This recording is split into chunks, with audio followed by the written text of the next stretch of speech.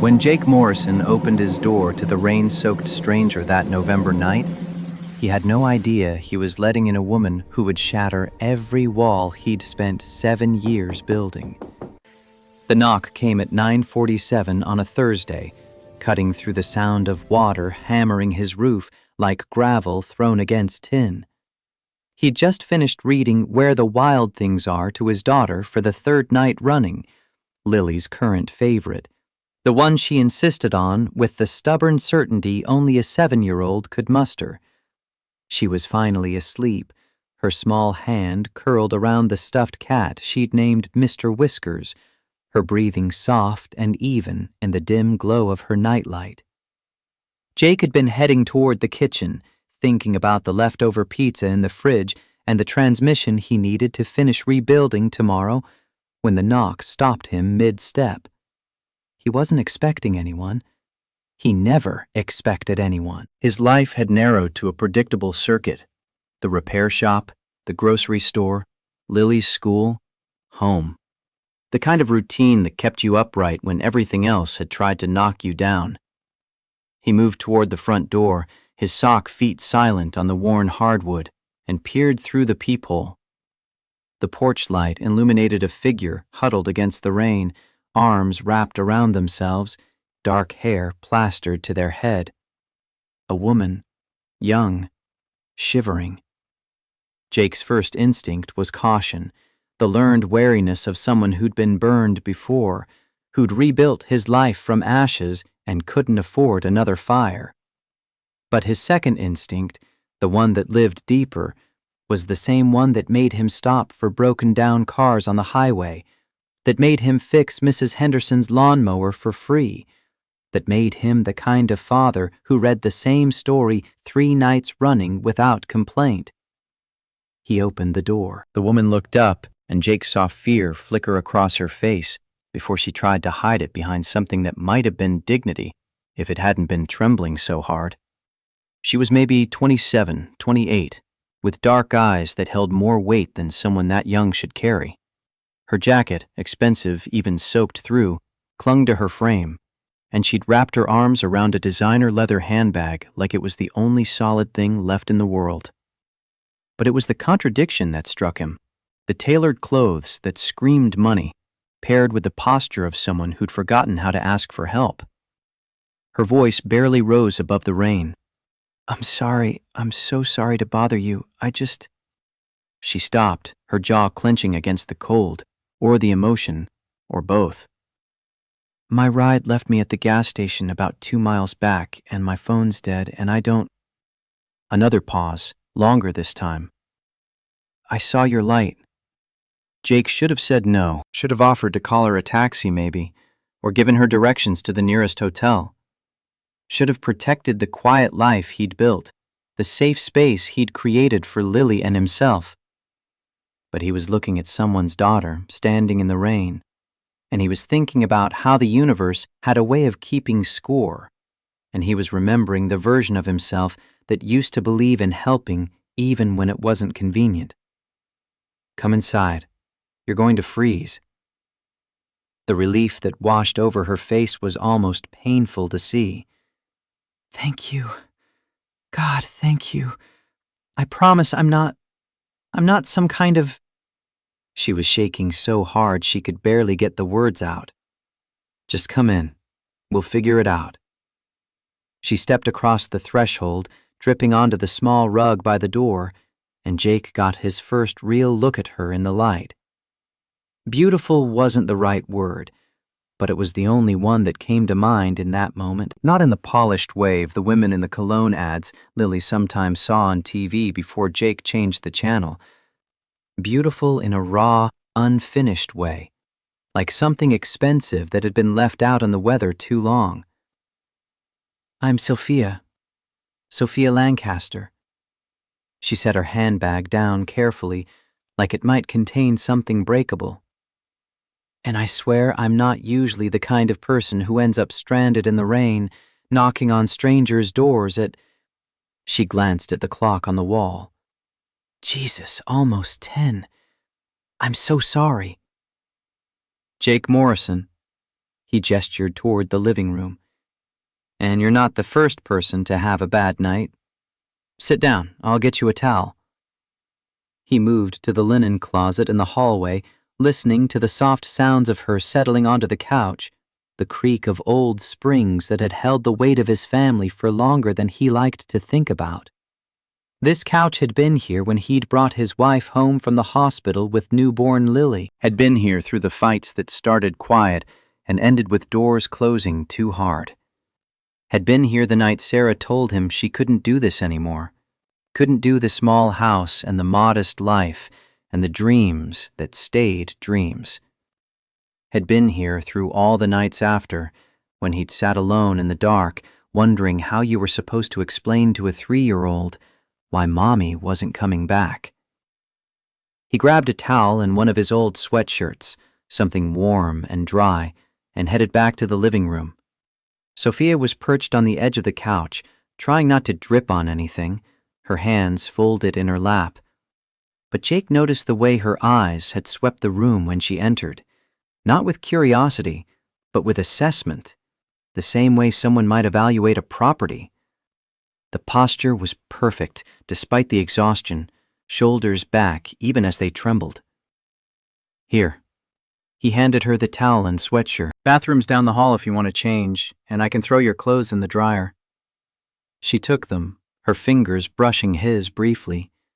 Her hands were ice cold, a shock against his calloused palms. "You don't have to do all this. You're already here. Might as well be warm."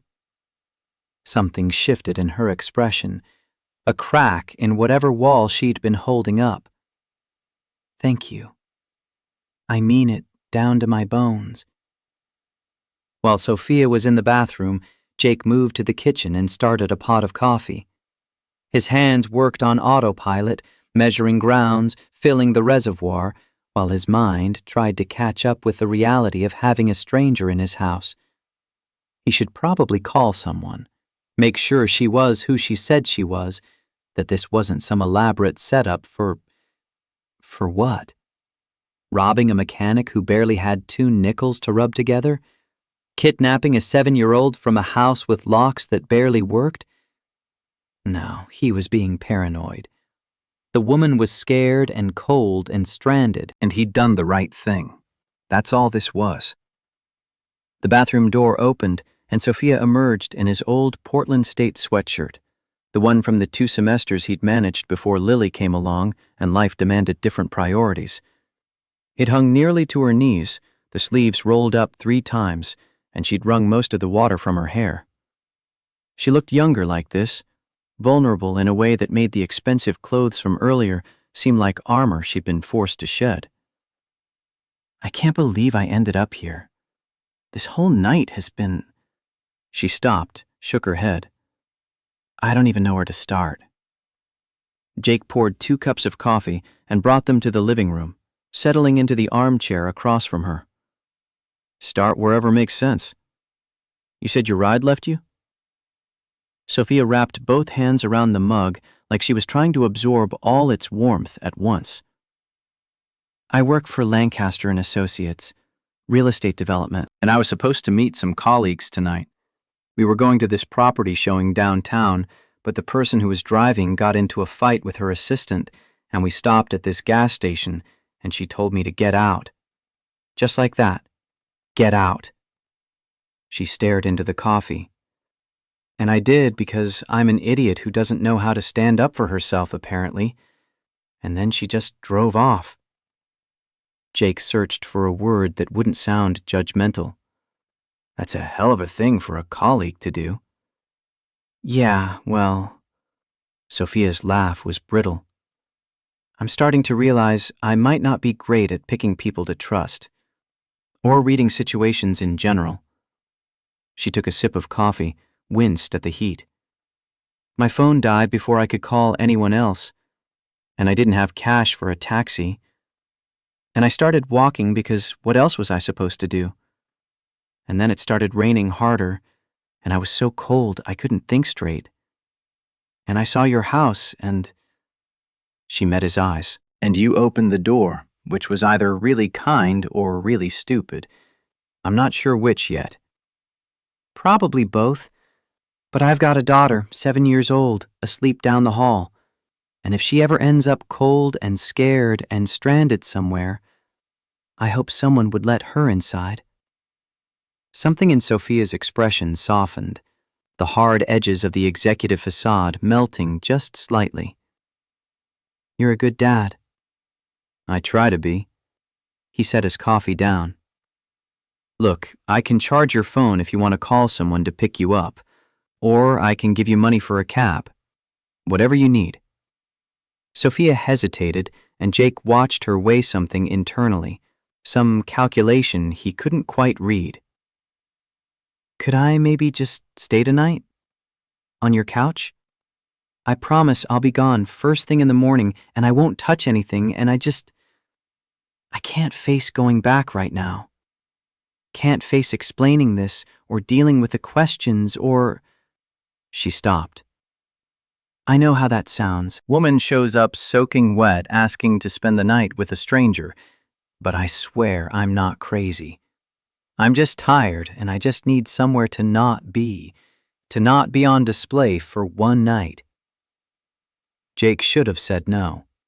Every practical instinct he possessed was screaming at him to call that cab, send her on her way, maintain the boundaries that kept his small world safe. But he was looking at the exhaustion in her eyes, the defeat in the set of her shoulders, and he was thinking about all the nights he'd wanted someone to offer him shelter from the storms he couldn't name. Yeah, you can stay. I'll get you a blanket and a pillow. Relief washed over her face like a wave. Thank you. Seriously, thank you.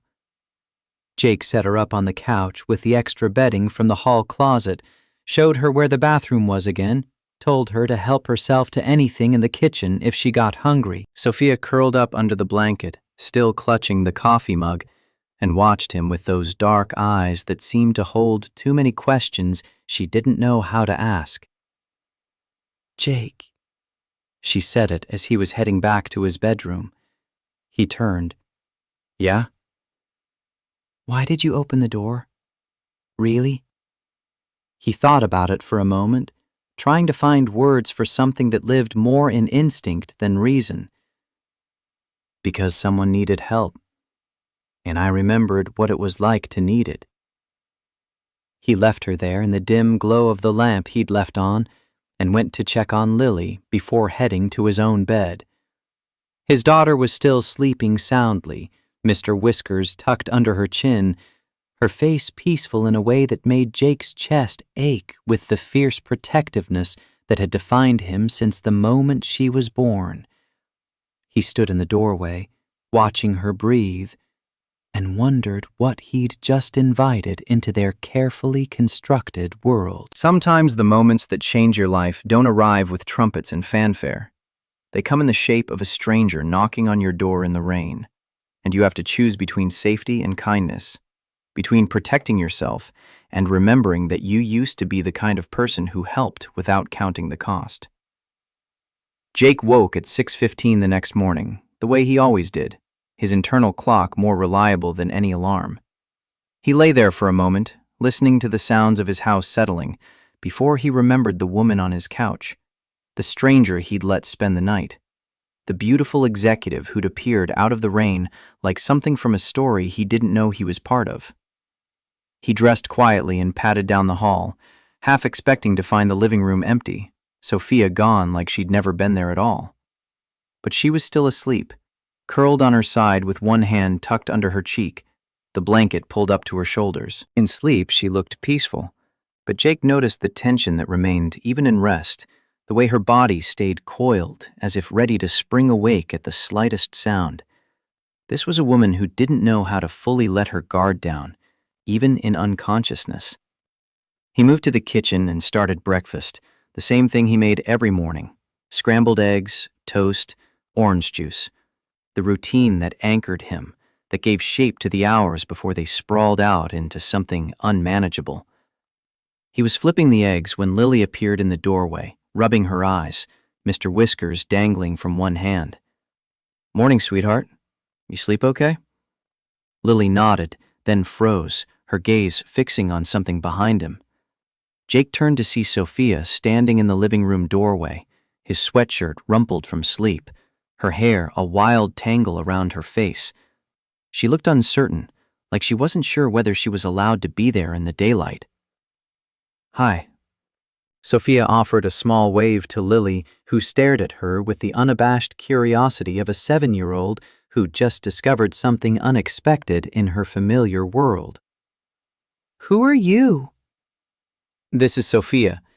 She needed a place to stay last night because she got stuck in the rain. Remember how we talked about helping people when they need it?" Lily nodded slowly, her eyes never leaving Sophia's face. "Are you a spy?" Sophia laughed, surprised and genuine. "No, sweetheart. Why would you think that?"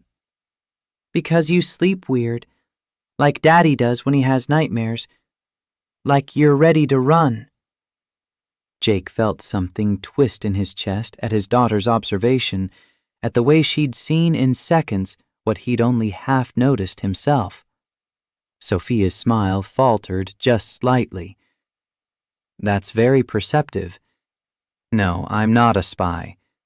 Just a regular person who got very lucky that your dad is so nice." "Oh."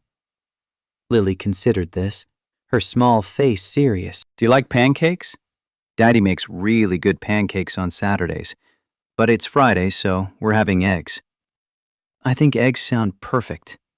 Sophia glanced at Jake, clearly unsure where this was going. "Can I help?" "Sure. You can set the table if you want." They moved through the small kitchen in a careful dance, Jake finishing the eggs, while Sophia located plates and silverware with Lily's enthusiastic direction.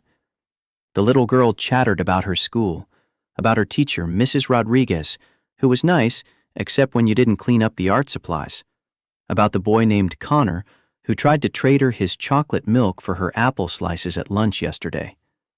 Sophia listened with what seemed like genuine interest, asking questions, laughing at Lily's dramatic retellings. Jake found himself watching the two of them instead of eating his own breakfast. There was something in the way Sophia talked to Lily. Not the condescending baby talk some adults used, not the awkward over-enthusiasm of people who didn't really like kids. Just honest and direct, treating his daughter like a small person worth taking seriously. And Lily, usually shy around strangers, had opened up completely, as if she'd known Sophia for years instead of minutes. This was dangerous. He could feel it. The way warmth crept into spaces that had been cold for so long. The way his house felt different with someone else in it.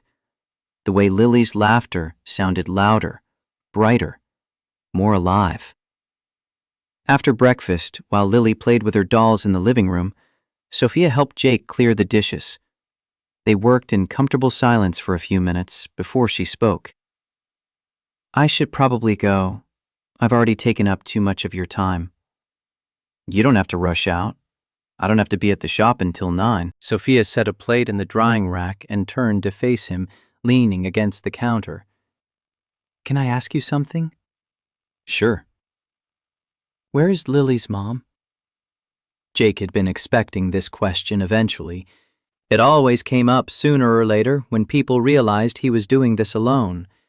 He'd gotten good at the short version, the one that didn't invite follow-up questions or pity. "She left. 7 years ago. Decided this wasn't the life she wanted." "I'm sorry." "Don't be. We're okay. Better than okay, actually. Lily's happy. He paused, looking for the right word. "I'm managing." "You're doing more than managing. Lily's amazing, and she's like that because of you." Jake didn't know what to say to that, so he just nodded, suddenly aware of how small his kitchen was, how close Sophia was standing, how easy it would be to reach out and... No. He shut that thought down before it could finish forming. This woman was probably 10 years younger than him, from a completely different world. And she'd be gone in an hour anyway, back to her executive life, her colleagues who abandoned people at gas stations, her existence that had nothing to do with single fathers and worn-out houses and transmission rebuilds.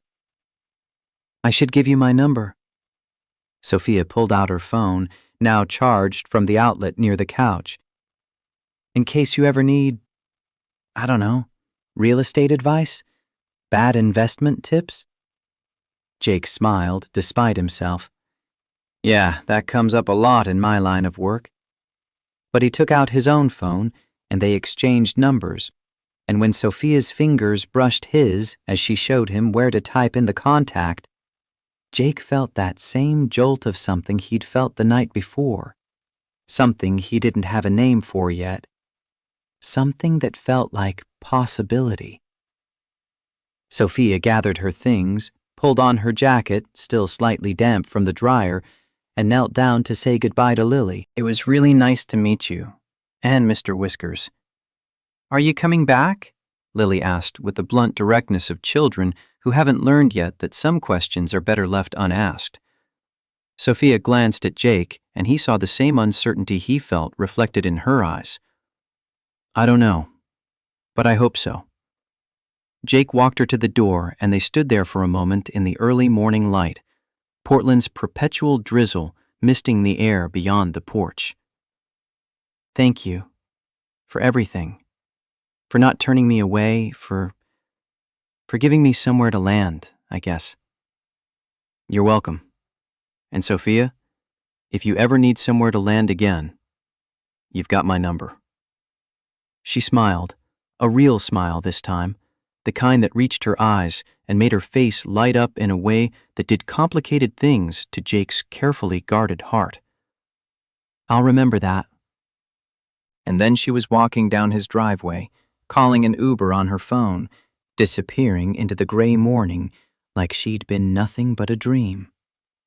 Jake stood in the doorway watching her go, feeling the cold air seep into his house, and he knew with absolute certainty that something had shifted, that the careful balance he'd maintained, the safe distance he'd kept from anything that might hurt him again, it was already compromised. He just didn't know yet how much it would cost him. The first text came 3 days later, on Sunday afternoon while Jake was under a '98 Camry trying to figure out why the damn thing kept stalling out. His phone buzzed in his pocket, and he rolled out from under the car, his hands covered in grease, and checked the screen. Hi, it's Sophia. I know this is random, but I was wondering if you and Lily wanted to get coffee sometime. My treat, obviously, since you saved my life and all. Jake stared at the message for a long moment, his thumb hovering over the keyboard. This was where he should say thanks, but no thanks. Keep the boundaries clear, maintain the distance that kept everyone safe. But he was thinking about Lily's question. Are you coming back? And the way his daughter had been humming more this week, drawing pictures of a woman with dark hair, who she said was her new friend. Coffee sounds good. When were you thinking? They made plans for the following Saturday at a cafe near Jake's house, somewhere casual, somewhere that wouldn't feel like a date, because this definitely wasn't a date. Sophia was just being friendly, paying back a kindness. That's all this was. But when Saturday came and Jake pulled up with Lily bouncing excitedly in her booster seat, and he saw Sophia waiting outside with 2 cups of hot chocolate and a smile that made his stomach flip in ways he'd forgotten were possible, he knew he was lying to himself. Lily! Sophia crouched down to his daughter's level, offering her one of the hot chocolates. I got this for you, with extra whipped cream, obviously, because that's the only way to drink hot chocolate. Lily took the cup reverently, her eyes wide. Thank you. And this is for you. Sophia handed Jake the second cup. Black coffee with 1 sugar. I texted you yesterday asking how you take it, but you didn't answer, so I made an educated guess based on the grumpy mechanic demographic. Jake laughed. Grumpy mechanic demographic? Too harsh? I can go with ruggedly thoughtful instead. That's worse. Noted. Sophia grinned at him, and Jake felt that flip in his stomach again, stronger this time. They walked to a nearby park, Lily running ahead to the playground while Jake and Sophia settled on a bench with sight lines to the swings. The afternoon was crisp and clear, one of those rare Portland November days when the rain took a break and the light turned everything golden. So, how have you been? Good, same as always. Work, Lily, sleep, repeat. You? I've been thinking about your house. Something in her tone made Jake turn to look at her. Not in a creepy way, just it felt different there. Quiet in a good way. Like the world couldn't reach you. That's kind of the point. After Lily's mom left, I needed somewhere that felt contained, I guess. Manageable. Sophia nodded, staring at her coffee. My life is the opposite of contained right now. My parents keep calling asking when I'm going to focus more on the family business. My assistant thinks I work too much. And my colleagues... She stopped. The woman who left me at that gas station texted me the next day like nothing happened. No apology, no acknowledgement, just, hey, want to grab lunch? What did you say? I didn't answer. Sophia looked at him. I think I'm starting to realize I've been surrounding myself with people who don't actually see me. They see the version of me that's convenient, the one who doesn't make waves or ask for too much or expect people to follow through. Jake understood that more than he wanted to admit. Sometimes it's easier to be invisible than to protect yourself from being seen and rejected. Yeah, exactly. Sophia's voice was quiet, and in it Jake heard the loneliness that matched his own, the weight of trying to be enough while making yourself small enough not to be a burden. Lily came running over, breathless and pink-cheeked. Daddy, can Sophia push me on the swings? Please? If she wants to. Jake glanced at Sophia. I would love to push you on the swings, but I'm warning you now, I'm going to make airplane noises the whole time. Yay! Lily grabbed Sophia's hand and dragged her toward the swing set, and Jake watched them go with something that felt dangerously close to contentment settling in his chest. They stayed at the park for almost 2 hours. Sophia pushed Lily on the swings, helped her navigate the climbing wall, sat in the sandbox making elaborate castles while Jake watched from the bench. And when Lily asked if Sophia could come over for dinner, Jake found himself saying yes before he could think better of it. Dinner was spaghetti, the one thing Jake could make reliably without burning, and Sophia set the table while Lily told her elaborate stories about her stuffed animals' various adventures. They ate like a family, comfortable and easy, and Jake kept waiting for the moment when reality would intrude, when he'd remember all the reasons this couldn't work. But that moment never came. After dinner, Sophia helped give Lily her bath.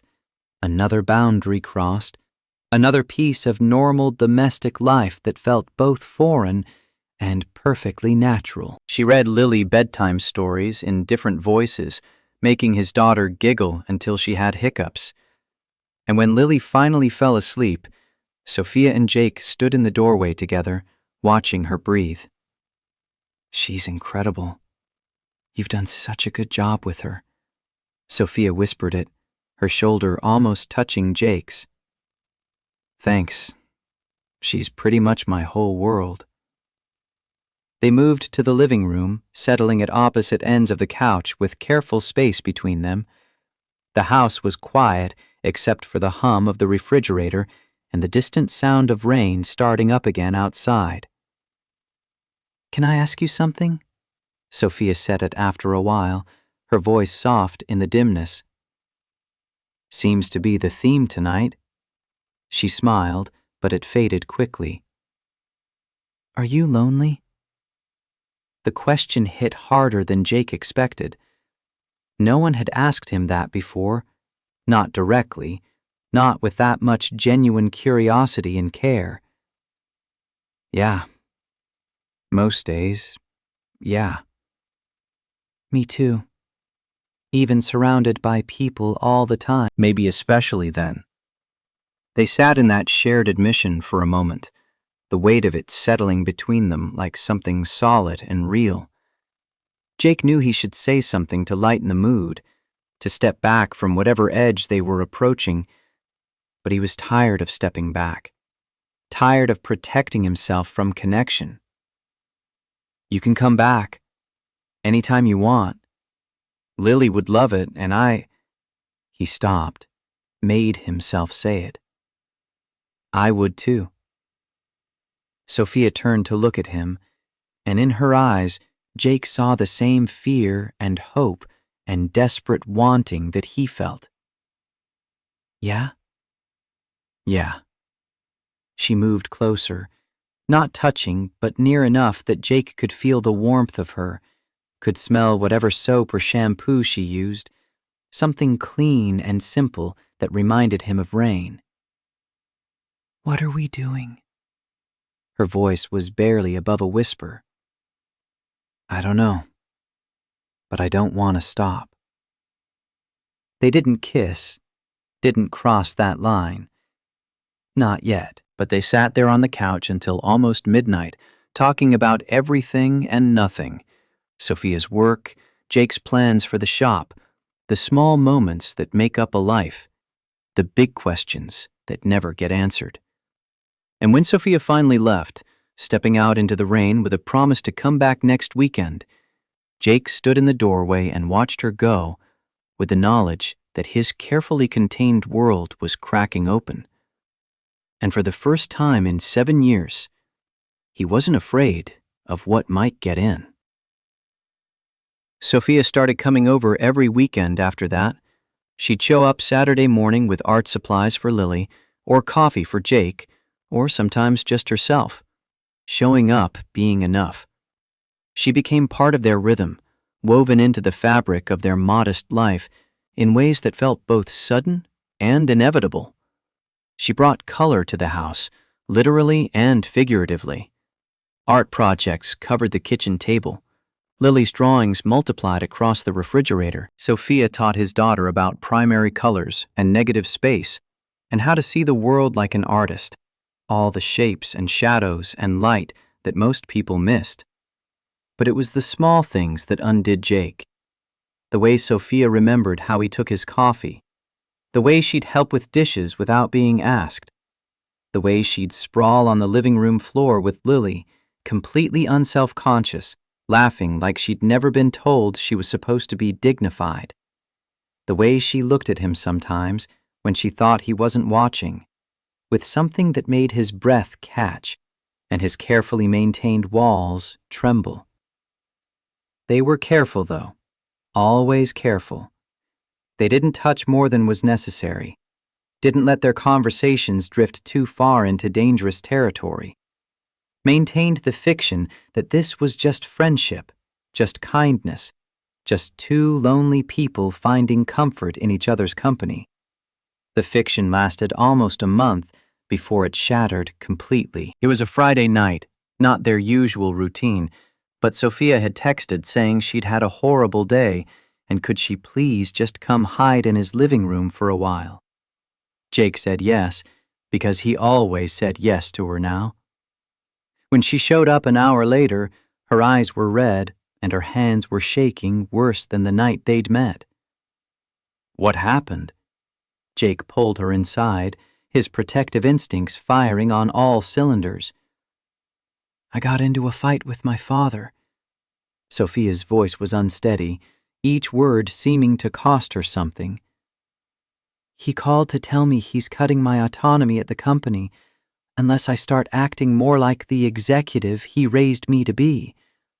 Said independence is fine for art students, not for someone being groomed to run a $50 million empire. And he's not watching me waste my potential on... She stopped, her jaw working. On what?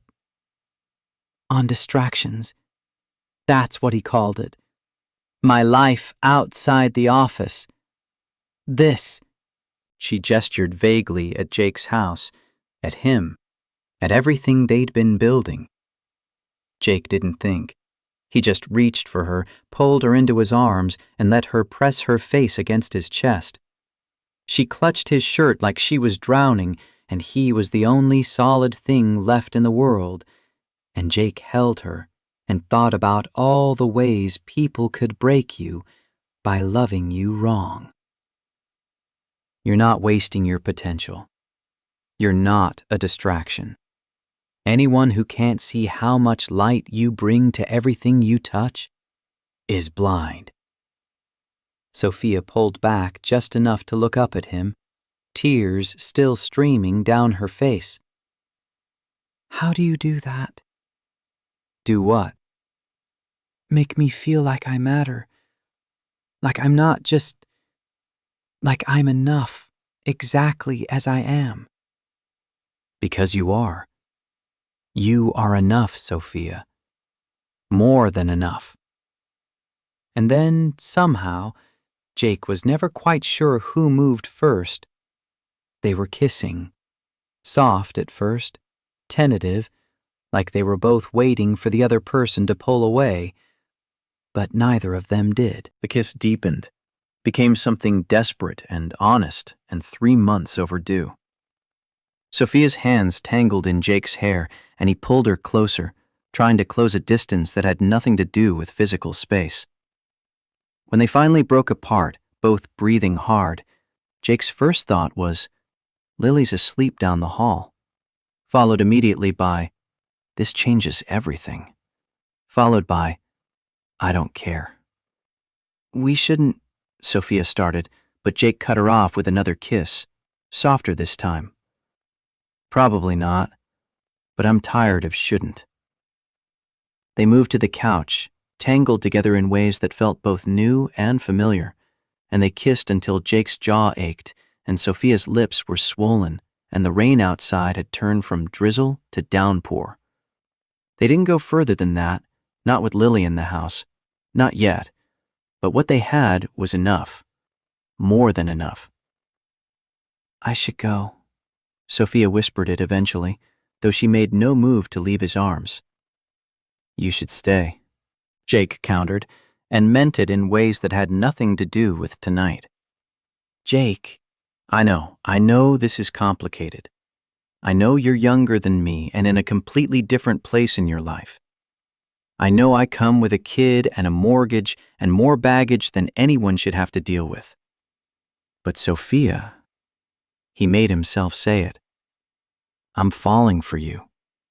Have been since the night you knocked on my door. And I need you to know that before we go any further. Sophia was quiet for a long moment, her fingers tracing absent patterns on his shoulder. My whole life, people have told me who I should be. My parents want me to be successful and ruthless. My colleagues want me to be compliant and professional. My father wants me to be talented and dedicated, and I've spent so much energy trying to be all those things that I forgot to figure out who I actually am. She looked up at him.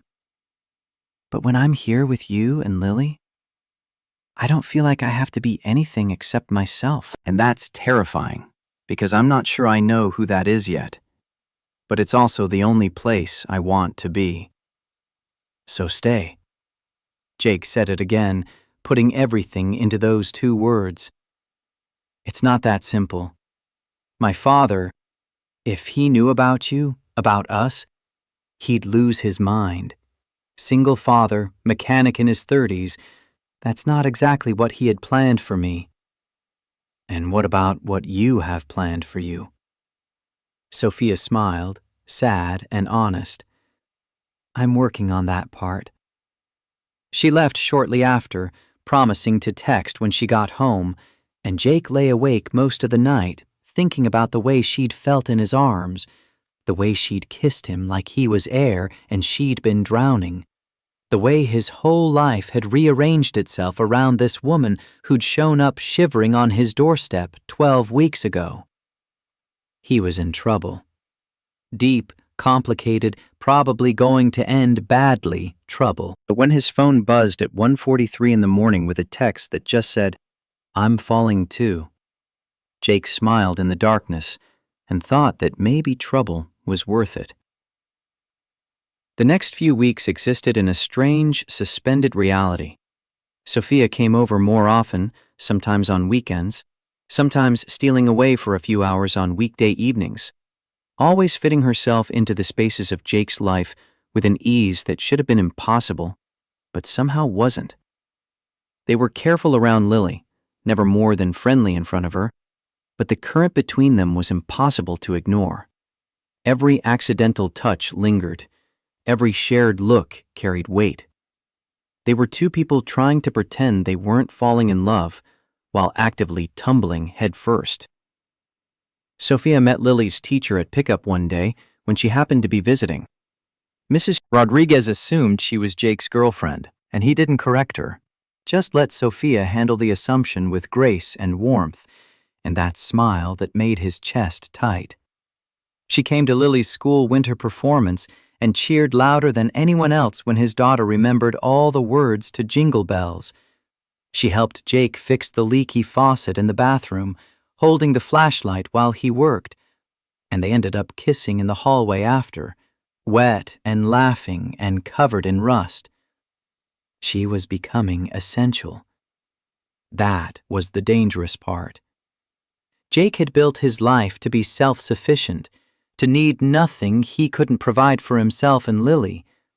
But Sophia was threading herself through their days in ways that were becoming structural, load-bearing. He didn't know how they'd hold themselves up if she left. He tried not to think about that. Tried to just live in the moment, take what joy he could from the time they had. But in the quiet moments, late at night when Lily was asleep and the house was still, doubt crept in. Sophia was young and brilliant, with her whole career stretching out ahead of her. What was she doing playing house with a mechanic who could barely afford to take her to dinner? How long until she realized she could do better, be with someone who matched her potential instead of someone who'd already peaked at 34? He never said any of this out loud, but Sophia must have sensed something because she started bringing it up in sideways ways, asking about his dreams, what he wanted from life beyond survival, telling him about her work, her bosses, her complicated relationship with her career and her future. Testing, maybe, to see if they could bridge the gap between their worlds. "What would you do if money wasn't an issue?" she asked it one Saturday afternoon while Lily napped. They were on the couch again, their spot now, the place where most of their important conversations happened. Jake was holding her loosely, one arm around her shoulders, trying not to think too hard about how natural this felt. "Honestly, I'd probably still be a mechanic. I like fixing things, taking something broken and making it work again. There's something satisfying about that." He paused. "But maybe I'd have my own shop, not working for someone else. Build something that was mine, that I could leave to Lily someday." Sophia tilted her head back to look at him. "Why haven't you?" "Because dreams require capital and time and risk, and I have a 7-year-old who needs stability more than I need to chase maybes." "That's very responsible." Her tone was careful. "But I wonder if you've convinced yourself you don't deserve more than just getting by. If you've made peace with small, not because it's what you want, but because it's what feels safe." Jake didn't have an answer for that. Maybe because she was right. Maybe because he'd stopped dreaming the day Sarah walked out, decided that wanting more was what got you hurt. "What about you? What do you want?" Sophia was quiet for a long time, her fingers tracing patterns on his arm. I want to make a difference. Not just move money around or close deals. I want to build something that matters. Something real that says... She stopped, searching. That says, here's what it feels like to believe in community. Here's what it feels like to care about people more than profit. I want to create value out of the hard parts. Make housing accessible instead of exclusive. You will. Jake said it with absolute certainty. You don't know that. Yes, I do. Because you already are. Every time you choose integrity over easy money. She kissed him then, slow and deep, and Jake thought about the different kinds of success. The spreadsheets and portfolios and financial markers, yes, but also the way people could rebuild themselves, the way kindness could transform strangers into family, the way love could happen when you weren't even looking for it. They were in the middle of that kiss when Lily's voice came from the hallway. Daddy, Sophia, I'm hungry. They broke apart, laughing, and Jake went to make his daughter a snack while Sophia stayed on the couch. When he came back, Lily was curled up next to Sophia, showing her a book about dinosaurs, and Sophia was listening with complete focus, asking questions about velociraptors and triceratops, like this was the most important conversation she'd ever have. Jake stood in the doorway watching them, and he felt his heart crack open with the terrible knowledge that he'd already lost the ability to protect himself from this. He loved them both, his daughter and this woman who'd walked into their lives by accident, and there was no taking that back now.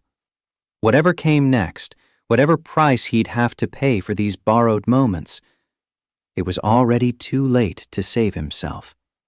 He was all in, whether he wanted to be or not. December arrived with its cold bite and early darkness, and Sophia's presence in Jake's house became less like visiting and more like coming home.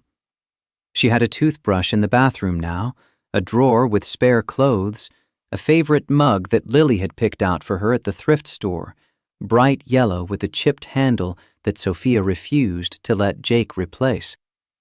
It's perfect because it's imperfect. That's the whole point.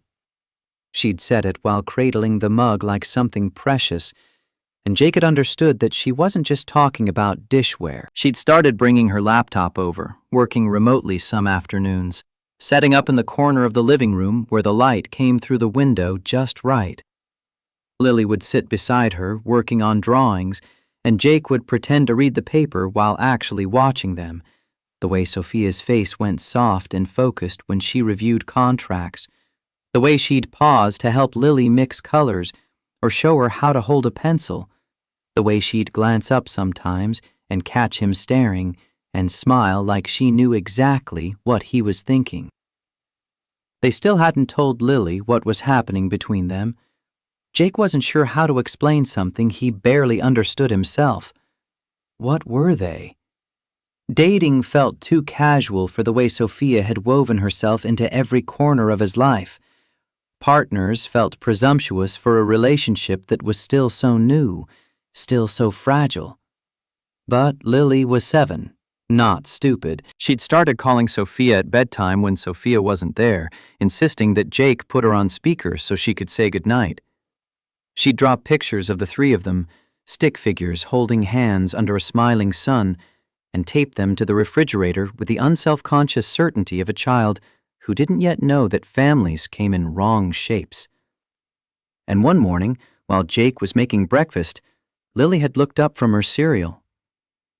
Is Sophia going to live here forever? Jake had frozen, spatula in hand, trying to find an answer that was honest without being painful. Would you want that? Duh, Daddy. Lily rolled her eyes with the exasperation only a first grader could muster. She's the best. And you smile more when she's here. You didn't used to smile that much. Out of the mouths of babes. Jake had changed the subject, but the question had lodged itself in his chest like a splinter. Would Sophia live here forever? Could she? Did she even want to? They'd been careful not to talk about the future, both of them dancing around the elephant in the room, the fact that Sophia's world and Jake's world existed in different orbits, connected only by the temporary gravity of whatever this was between them. She'd move on eventually to whatever came next, and Jake would still be here in this worn-down house, fixing transmissions and raising his daughter, and remembering what it felt like to believe in possibilities. But then came the afternoon that changed everything. Jake was at the shop, 3 knuckles deep in an oil change, when his phone rang. Sophia's name flashed on the screen, and he almost didn't answer. His hands were covered in grease, and he was behind schedule. But something made him wipe his fingers on his coveralls and pick up. Hey, everything okay? Can I come over? Sophia's voice was tight, controlled in a way that meant she was barely holding it together.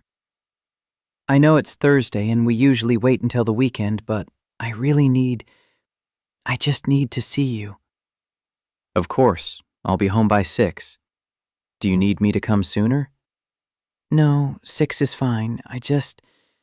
She stopped, and Jake heard her take a shaky breath. Thank you. She hung up before he could ask what was wrong, and Jake spent the next 3 hours working on autopilot, his mind racing through worst-case scenarios. Was she hurt? Sick? Had something happened at work? He picked Lily up from after-school care at 5:30, drove home with his daughter chattering about her day while his thoughts spiraled, and pulled into the driveway to find Sophia's car already parked on the street. She was sitting on his porch steps, her arms wrapped around her knees, and even from the car, Jake could see the defeated slope of her shoulders. Sophia! Lily bolted from the car before Jake had fully put it in park, throwing herself at Sophia with the uncomplicated affection of childhood. You're here! Are you staying for dinner? Can we make cookies?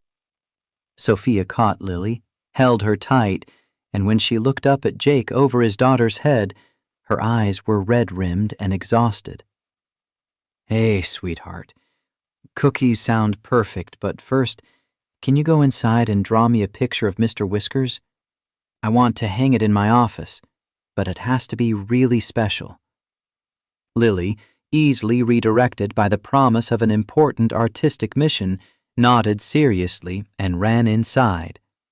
Sophia stood slowly, and Jake closed the distance between them, pulling her into his arms without a word. She collapsed against him, her fingers clutching his shirt, and he could feel the tremors running through her. What happened? He asked it quietly, his lips against her hair. My father found out about you. Jake's stomach dropped. How? My assistant told. Sophia's laugh was bitter.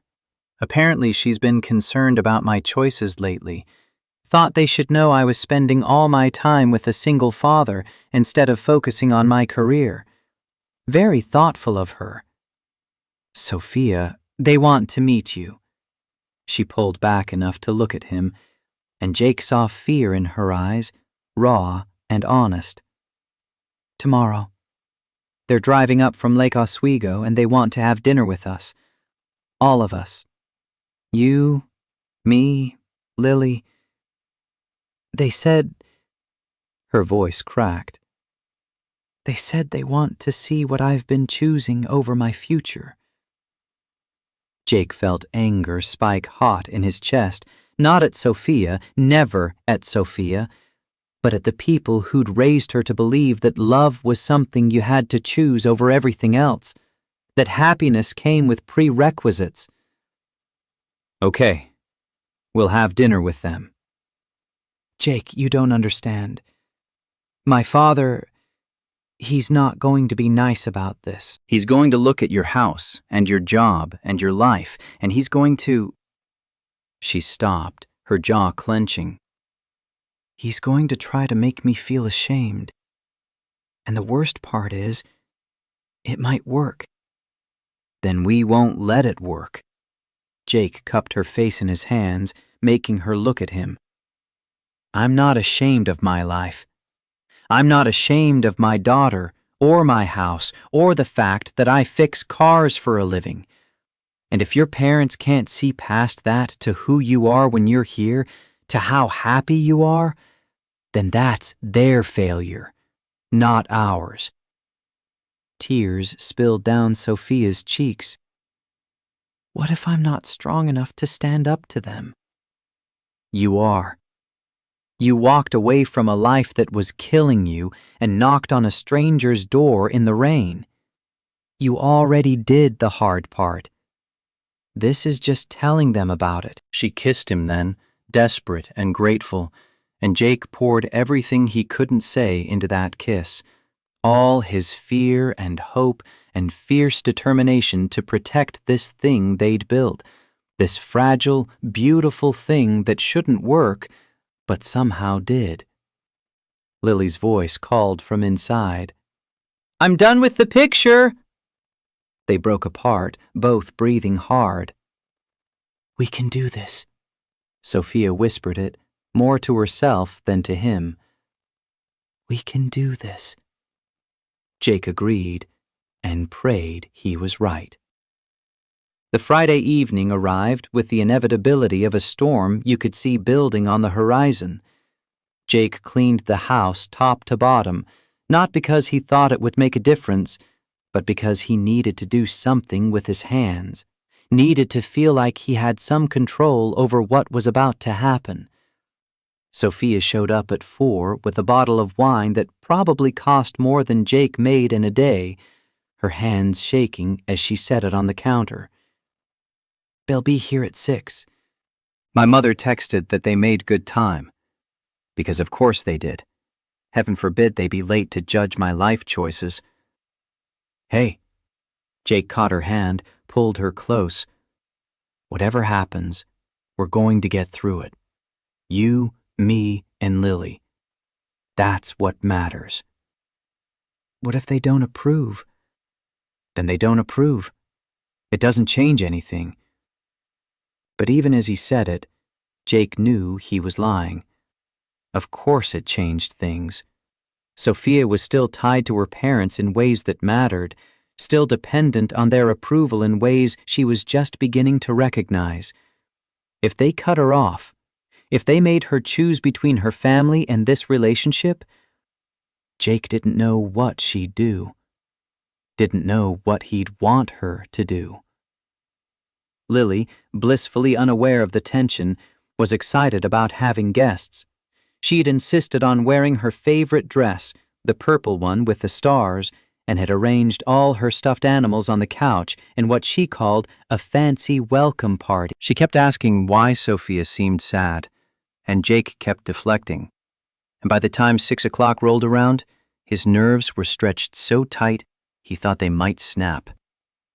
The knock, when it came, sounded like a judge's gavel.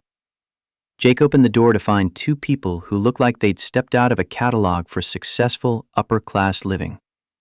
Sophia's father was tall and severe in an expensive overcoat, his gray hair perfectly styled, his eyes cold and assessing as they swept over Jake's face, his clothes, the house visible behind him.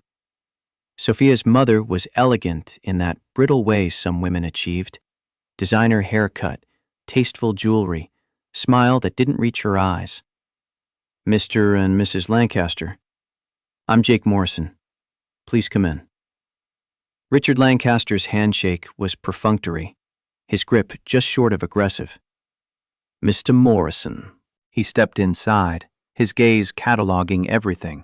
The worn furniture, the crayon drawings on the walls, the toys scattered despite Jake's best efforts to clean. This is quite a place you have here. It wasn't a compliment. Daddy, who are they? Lily appeared in the hallway, Mr. Whiskers clutched to her chest, and Jake saw something flicker across Margaret Lancaster's face. Not warmth exactly, but a crack in the armor. This is Sophia's mom and dad. Remember, the ones coming for dinner? Oh! Lily's face lit up. She ran to Sophia, who'd been standing frozen in the kitchen doorway, and grabbed her hand. They're here to meet us! You didn't tell me your mom was so pretty. Margaret blinked, clearly not expecting to be complimented by a 7-year-old. Thank you, dear. What's your name? Lily Marie Morrison. And this is Mr. Whiskers. He's a cat, but he's also my best friend. Sophia helped me make him a scarf last week. See? She held up the stuffed animal proudly, displaying the tiny knitted scarf in bright green yarn. That's lovely. Margaret's voice held something almost genuine, and for a moment, Jake thought maybe this wouldn't be as bad as he'd feared. Dinner was excruciating. Jake had made pot roast, one of the few dishes he could actually cook well, and Sophia had brought a salad. They sat around Jake's small kitchen table, Lily chattering obliviously while the adults navigated a conversation mined with unspoken judgments and careful politeness. Richard asked about Jake's work with the tone of someone asking about a particularly unpleasant medical condition. So you're a mechanic. Is that what you've always done? I went to college for a couple years, engineering. But my daughter was born and I needed steady income, so I took a job at the shop. Turns out I'm good at it. But you didn't finish your degree. No, sir, I didn't. Richard's eyes were sharp, assessing. And Lily's mother, Sophia mentioned she's not in the picture. She left 7 years ago. Jake kept his voice neutral, aware of Lily listening even as she pushed peas around her plate. It's just Lily and me now. That must be difficult. Margaret's tone was almost sympathetic. Raising a child alone while working full-time. We manage. Lily's happy. That's what matters. Is it? Richard set down his fork with deliberate precision. Because from where I'm sitting, Mr. Morrison, it looks like you're just getting by. And now my daughter has gotten herself tangled up in your situation, playing house with someone else's child, wasting her time and talent on, he gestured vaguely at the room, on this. Dad, Sophia's voice was quiet but sharp. Don't. Don't what? Tell the truth? Sophia, you're 28 years old. You're supposed to be building a future, not babysitting for a man who's got more baggage than prospects. Jake felt his jaw clench, but before he could respond, Lily spoke up, her voice small but clear. Sophia's not babysitting. She's our friend. And she loves us. The silence that followed was deafening. Lily looked around the table, confused by the sudden tension, and Sophia reached over to take her hand. That's right, sweetheart. I do love you. Sophia, we need to talk. Richard stood abruptly. Outside. Now. Margaret touched her husband's arm. Richard, maybe we should... Now.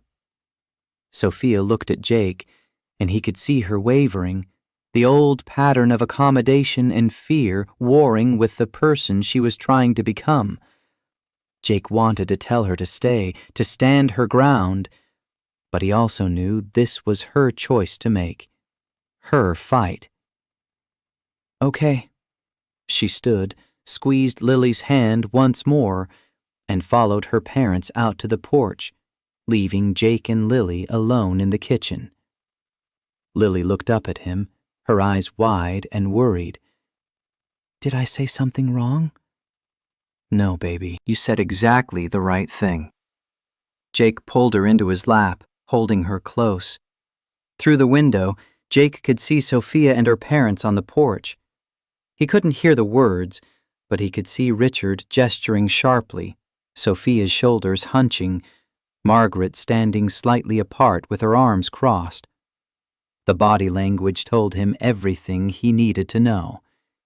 This was a fight Sophia wasn't winning. 5 minutes passed, then 10.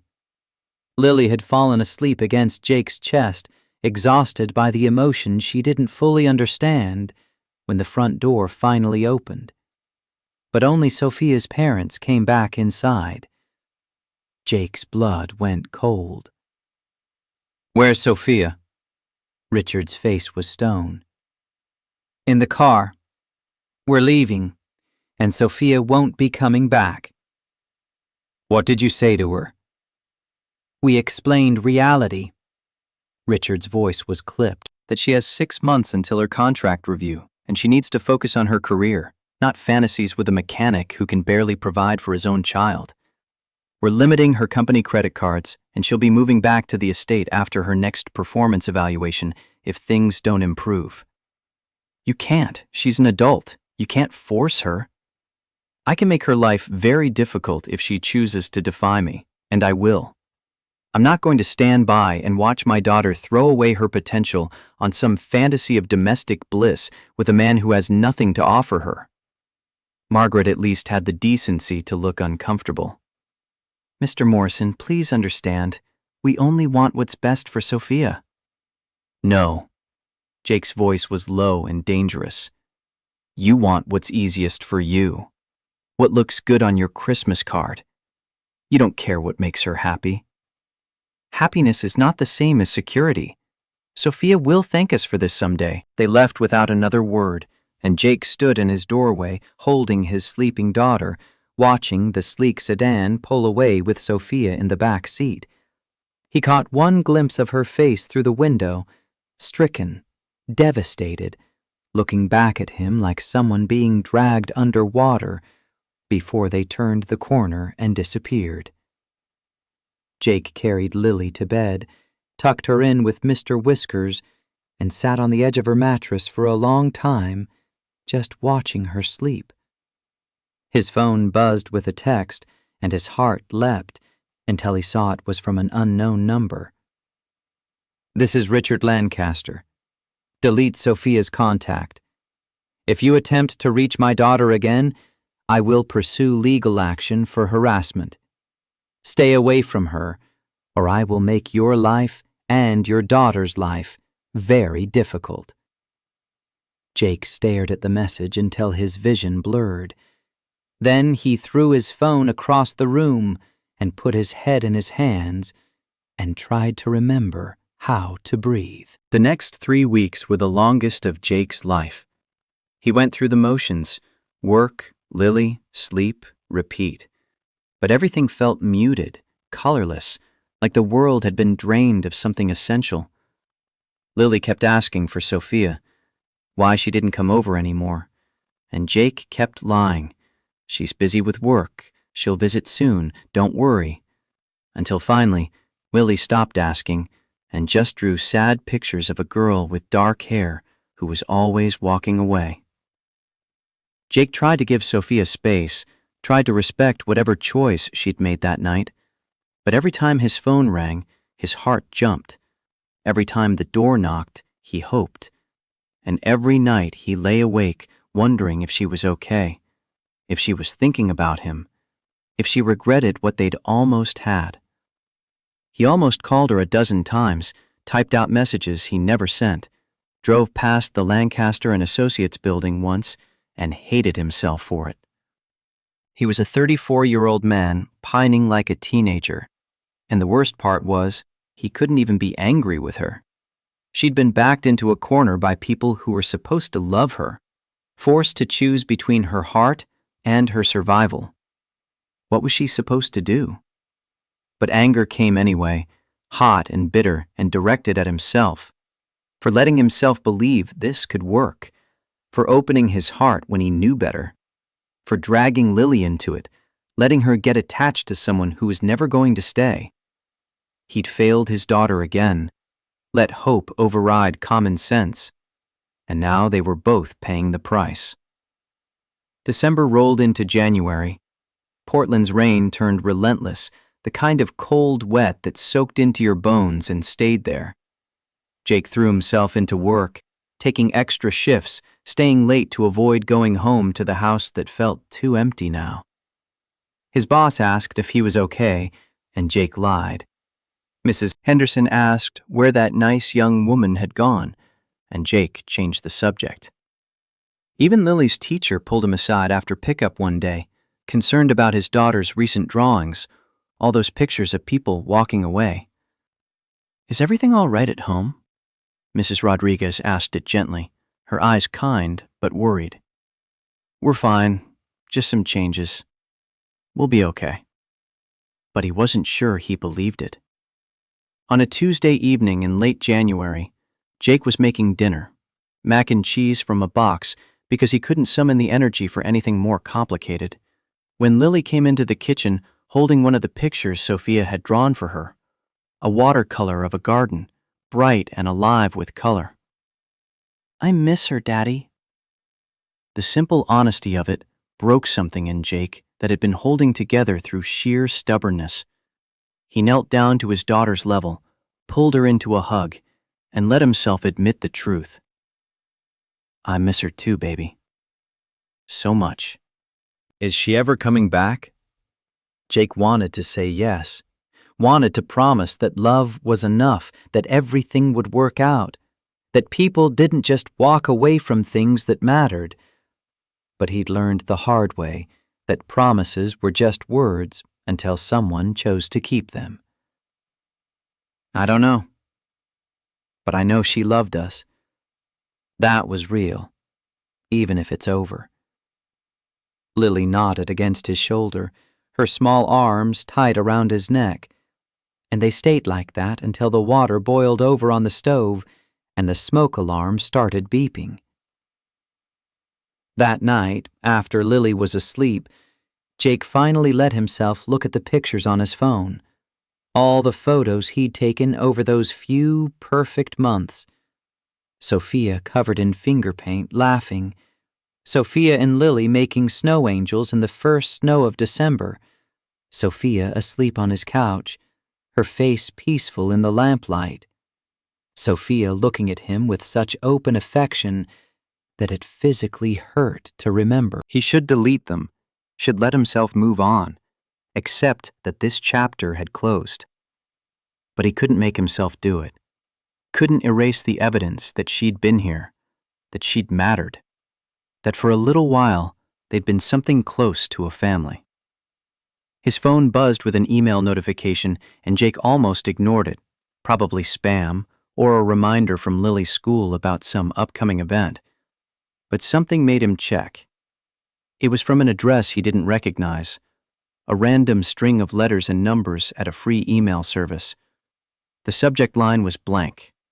The body contained 2 words. "I'm sorry." Jake stared at those words until they blurred. Sorry for what? For leaving? For not fighting harder? For making him believe in something that couldn't last?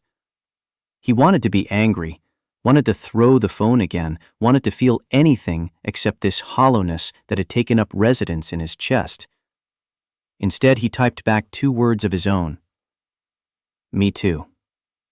He hit send before he could overthink it, then set the phone down and went to the garage. It was almost midnight, but sleep felt impossible, so he did what he always did when the world got too heavy. He lost himself in the work. There was an old Chevy truck in the corner that he'd been restoring in his spare time, piece by piece, whenever he could afford the parts. It was the dream he'd told Sophia about, the someday that felt more possible when she was around to believe in it.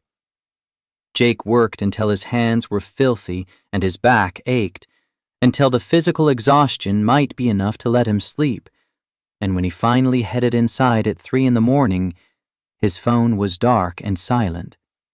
Sophia's apology hanging in the digital ether, unanswered. Some bridges, once burned, couldn't be rebuilt. Some distances were too far to cross.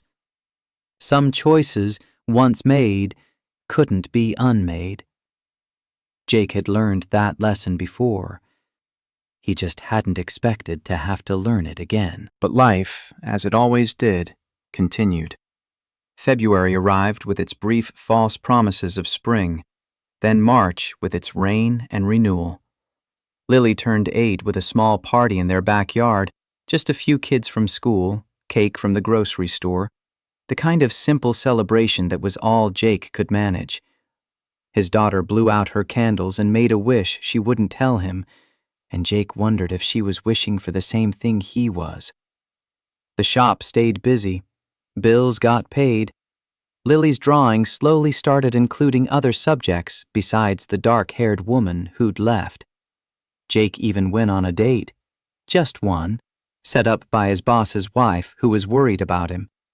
A perfectly nice woman named Jennifer who taught 3rd grade and liked hiking and didn't understand why Jake kept checking his phone like he was waiting for a message that would never come. He didn't call her again, and she didn't call him. Some doors, once closed, needed to stay that way. Spring moved toward summer. Lily finished 2nd grade. Jake got a small promotion at the shop, not much, but enough that he could start saving again, putting money toward the dream of his own place someday. The Chevy truck in the garage was nearly finished, all its broken parts made whole again through patience and persistence and the kind of stubborn hope that refused to die no matter how hard reality tried to kill it. He was learning to live with the absence, the way you learn to live with any loss, by getting up every morning and putting one foot in front of the other and trusting that eventually the weight would get lighter. It hadn't yet, but he kept walking anyway, for Lily, if not for himself. And then, on a humid evening in early May, when the Portland sky was finally more blue than gray, and Lily was playing in the sprinkler in their small backyard, Jake's phone rang with a number he didn't recognize. He almost didn't answer, almost let it go to voicemail, stayed safe in his carefully rebuilt routine, but something, instinct or foolishness, or that part of him that still believed in possibilities, made him swipe to accept. Hello? There was a pause, just long enough that Jake thought it might be a robocall. Then a voice he tried so hard to forget. Jake, it's me. It's Sophia. And just like that, the world tilted again. Jake's hand tightened around the phone, his heart hammering so hard he could feel it in his throat. For a moment, he couldn't speak, couldn't process the reality of hearing her voice again after nearly 5 months of silence. Lily's laughter drifted through the open window, and he stepped further into the house, away from the sound, needing space for whatever this conversation was about to become. Sophia, he managed finally, and her name tasted like something half-remembered, painful and sweet at the same time. I know I have no right to call. Her words came fast, nervous, like she was afraid he'd hang up before she could get them out. I know what my father said to you, and I know I should have reached out sooner, should have fought harder, should have... She stopped, and Jake heard her take a shaky breath. I'm sorry. I'm so sorry for disappearing like that. Jake leaned against the kitchen counter, his free hand gripping the edge hard enough to hurt. What happened that night? After they took you? They drove me back to the estate and told me if I contacted you again, they'd cut me off completely. No more salary, no more position, nothing. My father said he'd make sure I couldn't advance in the industry, that I'd have wasted 8 years building my career for nothing. Sophia's voice cracked. And I believed him. I was so scared of losing everything I'd worked for that I folded. Like I always do. You were protecting yourself. I get it. The words felt like glass in Jake's mouth. Do you? Because I don't think I do anymore. There was something different in her voice now, something harder and more certain than the woman who'd let herself be led away that December night. I spent the last 5 months doing exactly what they wanted. I went to work, focused on metrics, stopped making waves, started acting like the executive they needed me to be. I applied for senior positions, smiled at family dinners, pretended I was fine with the life they'd planned for me. She paused. And you know what I realized? Jake waited, afraid to breathe, afraid to hope. I realized that being safe isn't the same as being alive. That I was so busy protecting my career that I was destroying my present. That I gave up the only thing that ever made me feel real because I was too afraid to disappoint people who don't even see me. Sophia's voice steadied. I got my promotion yesterday. Senior Vice President, effective immediately. And the first thing I did, the very first thing after they announced it at the board meeting, was get in my car and drive to your shop. You came to the shop? Your boss said you'd left for the day. He looked at me like he knew exactly who I was and wasn't sure whether to tell me where to find you or call security. A ghost of a laugh.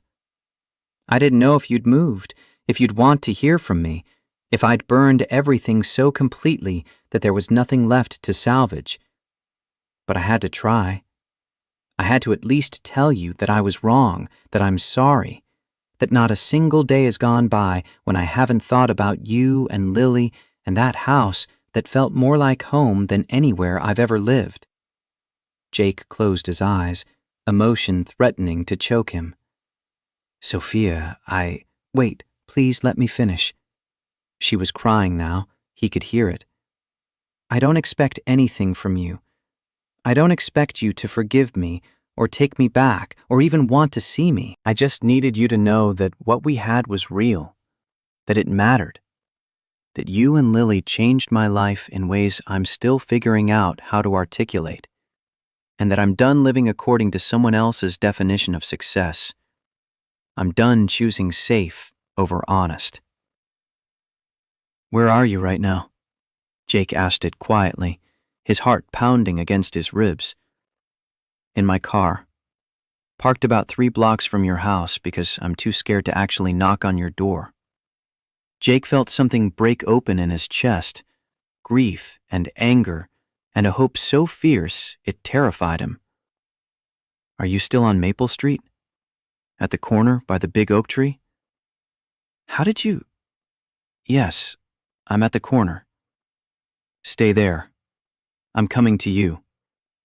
He hung up before she could respond, called to Lily that he'd be right back, and walked out the front door without letting himself think about what he was doing. If he thought about it, he'd talk himself out of it, would remember all the reasons this was a bad idea, all the ways she'd hurt him, all the promises she'd broken without ever actually making them. But his feet kept moving anyway, carrying him down the sidewalk toward the corner where a sedan sat with its engine running. He could see her silhouette through the windshield, her hands on the steering wheel, her head bowed like she was praying or gathering courage, or both. Jake stopped a few feet from the driver's side door and waited. After a moment, Sophia looked up, and even through the glass and the fading evening light, he could see her eyes were red and swollen.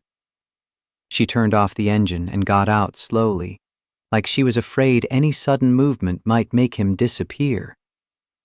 They stood there on the sidewalk, 5 feet and 5 months between them, and Jake let himself really look at her. She was thinner than he remembered, her face drawn with exhaustion and something that looked like hard-won clarity. She'd cut her hair shorter, and she was wearing jeans and a simple sweater instead of the business attire he'd grown accustomed to.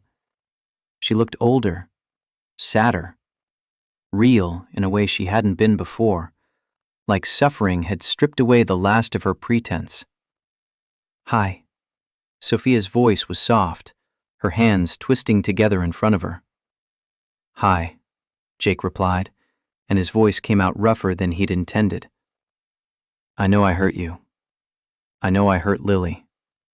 And I know sorry isn't enough, will never be enough. But I am so... Her voice broke. I am so sorry, Jake. For all of it. For being too weak to fight for us. For letting them take me away. For disappearing like what we had meant nothing when it meant everything. Jake felt 5 months of hurt and loneliness and anger rise up in his throat, demanding to be voiced. Do you have any idea what it was like? Watching them drive you away and not being able to do anything about it? Trying to explain to Lily why you weren't coming back? Wondering every single day if you were okay, if you were thinking about us, if you regretted. He stopped, dragged a hand through his hair. I thought I'd learned my lesson about getting attached, about letting people in. And then you showed up and you made me believe again. And then you left. And He couldn't finish the sentence. I know. Sophia whispered it. I know, and I hate myself for it. But Jake, I'm here now. I'm choosing you now. I know it's late. I know I should have been braver 5 months ago. But I'm trying to be brave now. What changed? Why now? Why not in February or March or any of the dozens of days when Lily asked where you were and I had to lie to her? Sophia flinched like he'd slapped her, but she didn't look away. Because I was still scared. Still trapped in this idea that I needed my parents' approval to exist, that I couldn't survive without their support and their version of success.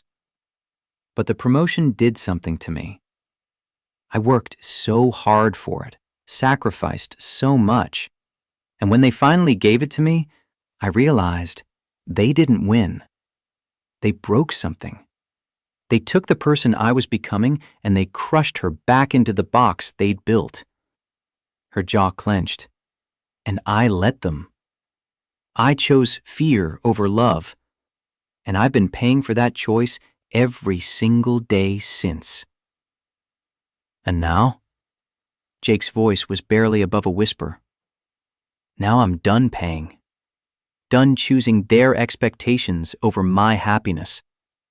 I told my father this morning that I'm keeping the title, but renegotiating my contract for more autonomy, cutting ties with his control, and figuring out my own path, even if it means struggle and uncertainty and all the things they've spent 28 years protecting me from. She took a step closer. I know I don't deserve another chance. I know you have every right to tell me to leave and never come back. But I had to try. Had to tell you that I choose you, Jake. You and Lily. I would rather struggle with you than succeed with anyone else, because you see me in ways no one else ever has. Jake stood there, letting her words wash over him, feeling the walls he'd built start to crack. He wanted to believe her, wanted to pull her into his arms and pretend the last 5 months hadn't happened, that they could just pick up where they'd left off. But he had Lily to think about now. Had to be sure this time. Had to know that Sophia wouldn't run again the next time things got hard. I need to know you're serious. That this isn't just promotion emotions or rebellion against your parents or some temporary crisis that'll fade once reality sets in. His voice was steady, but his hands trembled. Because Lily got attached to you, Sophia. She drew pictures of you for months. She asked me every single night when you were coming back, and I had to watch her face fall every time I said I didn't know. And I can't, I won't put her through that again unless I'm sure you're staying. I'm sure. Sophia's response came without hesitation. I've never been more sure of anything in my life. I know I have to earn your trust back. I know it's not going to be easy. But I'm not running anymore, Jake. I'm done running. What about money? Your parents, if they really follow through on limiting your access. I have my salary. It's mine, not theirs. And I have savings they don't know about. I'm not asking you to take care of me or fix my life. I'm just asking for a chance to be part of yours again. Jake looked at her, really looked, and saw the truth in her eyes, saw the fear and the hope and the desperate courage it had taken to drive here, to risk this rejection, to choose uncertainty over comfort. And he thought about the last 5 months, about the hollow ache of missing her, about Lily's sad drawings and his own sleepless nights. Thought about how his house had felt empty, even though nothing had changed except her absence. Lily's in the backyard, playing in the sprinkler. She doesn't know you're here. Sophia's face crumpled with hope and terror combined. Can I see her? I need to talk to her first. Prepare her. She's been through enough already. Jake paused, choosing his words carefully. Come back in an hour. If she wants to see you, we'll figure out the rest from there. But Sophia, if you do this, if you walk back into her life, you have to be all in. Not just for now, not just until it gets hard again, but for real. She can't lose you twice. I won't let her. I won't let either of you. Not again. The promise hung in the air between them, fragile and vital as breath. Jake nodded and turned to walk back to his house, but Sophia's voice stopped him. Ryan, she caught herself. Jake, thank you for not slamming the door in my face, for giving me a chance to explain, for everything. Jake didn't trust himself to speak, so he just nodded again and continued walking, his heart pounding, his mind racing with all the ways this could go wrong and the small, stubborn part of him that still believed it might go right. He found Lily in the backyard, soaking wet and delighted, chasing the sprinkler in circles. When she saw him, she ran over, dripping and breathless. "Daddy, did you see? I can jump through the water without getting scared." "I saw, baby. You're very brave." Jake crouched down to her level, suddenly unsure how to begin this conversation. How did you explain to an 8-year-old that the person she'd loved and lost might be coming back? How did you prepare her for the possibility of heartbreak again? "Hey, can we talk for a minute?" Lily's face grew serious the way it always did when she sensed something important was coming. "Okay." They sat together on the back steps, Lily wrapped in a towel, and Jake struggled to find the right words. "Do you remember Sophia?" Lily's whole body went still. "The girl who went away?" "Yeah, that one. She called me today. She wants to see you again." Lily stared at him, her eyes huge and disbelieving. "Really?" "Really. She's been gone for a while because she had some grown-up things she needed to figure out. But she says she's ready to come back now if you want her to." "Why did she leave?" Lily's voice was small, and Jake heard all the hurt she'd been carrying compressed into those 4 words. "Because she was scared. Sometimes people get scared and they make mistakes. She made a big mistake leaving the way she did, and she knows that. She wants to tell you she's sorry and see if maybe you can forgive her." Lily was quiet for a long moment, her small fingers playing with the edge of the towel. "Did she forget about us?" "No, sweetheart. She never forgot about us. She thought about us every day." "Then why didn't she come back sooner?"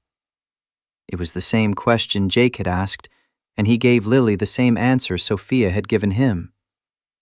Because sometimes being brave takes time to learn, and Sophia's learning now. Lily looked up at him with those eyes that were too wise for 8 years. "Do you want her to come back?" Jake felt his chest tighten. "I think so. But it doesn't matter what I want. What matters is what you want. This is your choice too." Lily thought about it, her face serious with concentration. Then she nodded slowly. "I want to see her. But Daddy, if she leaves again, I'm going to be really sad." "I know, baby." Jake pulled her close, pressing a kiss to her damp hair. "Me too.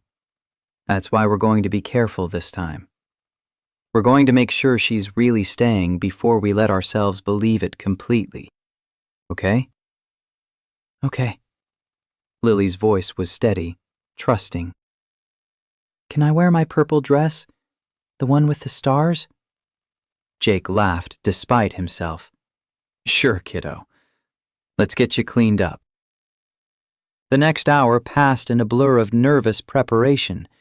Lily insisted on combing her hair 3 times and changed her mind twice about whether to bring Mr. Whiskers. Jake straightened the house even though it was already clean, made coffee even though his hands were shaking too much to drink it, checked the clock every 30 seconds like it might speed time up or slow it down through sheer force of will. When the knock finally came, soft and hesitant, Lily looked at Jake with sudden terror. What if she's different? Then we'll figure it out. Together.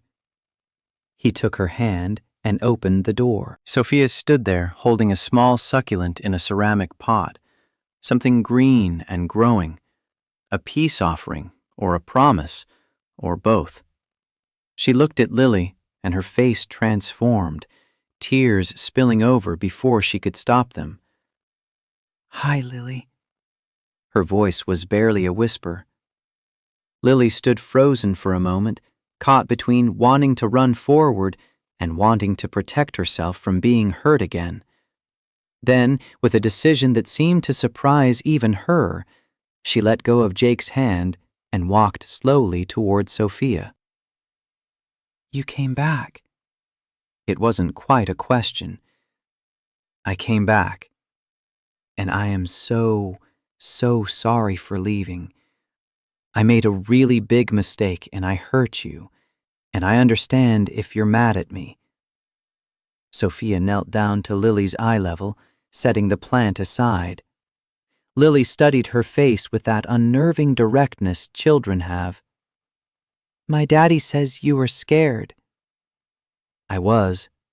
Really scared. But being scared isn't an excuse for hurting people you love. Do you still love us? Lily asked, and the question hung in the air like something fragile and vital. Yes. I never stopped. Not for a single second. Lily nodded slowly, processing this. Then she said something that made both adults' breath catch. I made you something. Wait here. She ran back into the house, leaving Jake and Sophia alone on the porch. Sophia stood, cradling the plant, and looked at Jake with eyes that held everything she couldn't say. She's grown. Even in 5 months, she's taller. Sophia whispered it like an observation of all the moments she'd missed. Yeah, kids do that. Lily returned, carrying a piece of paper carefully folded. She handed it to Sophia with ceremony. I made this a long time ago.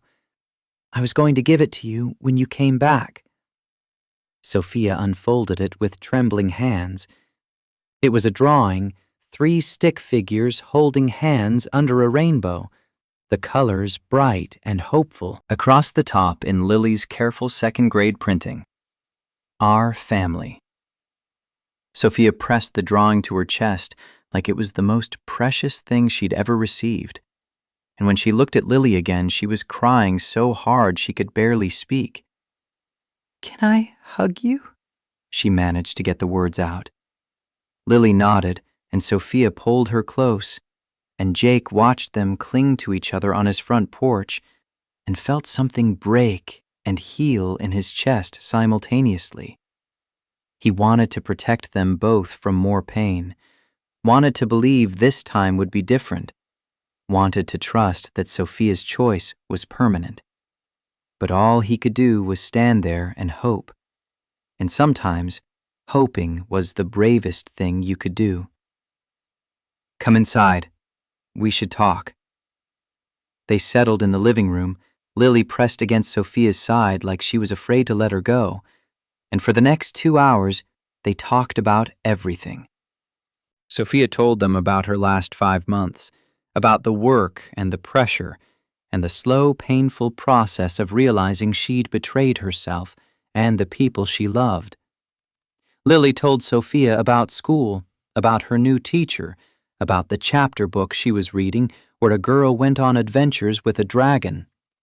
Jake mostly listened, watching the way they interacted, looking for signs of damage or distance or anything that suggested this reconciliation was premature. But what he saw instead was healing. Lily's laughter came easier as the evening wore on. Sophia's shoulders gradually relaxed.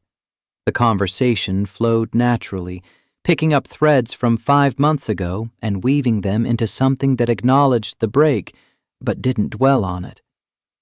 And when Lily's eyes started to droop, still pressed against Sophia's side, Jake felt something cautiously optimistic take root. "I should go. Let you get her to bed." Sophia said it softly, looking down at Lily, who was fighting sleep with everything she had. "No!" Lily jerked awake. "You can't leave. What if you don't come back again?" "Lily," Jake started, but Sophia cut him off. "I will come back. Tomorrow, if your dad says it's okay. And the day after that. And the day after that. I'm not disappearing again, sweetheart. You're stuck with me now." "Promise?" Lily's voice was tiny, vulnerable. "Promise." Lily looked at Jake. "Can she come for breakfast? Please?" Jake met Sophia's eyes over his daughter's head. There was a question there, a request for permission to keep showing up, to prove through action what words couldn't convey. He knew he should be more cautious, should make her work harder to earn back what she'd lost, but he was tired of protecting himself, tired of living small and safe and alone. "Breakfast sounds good. 8 o'clock.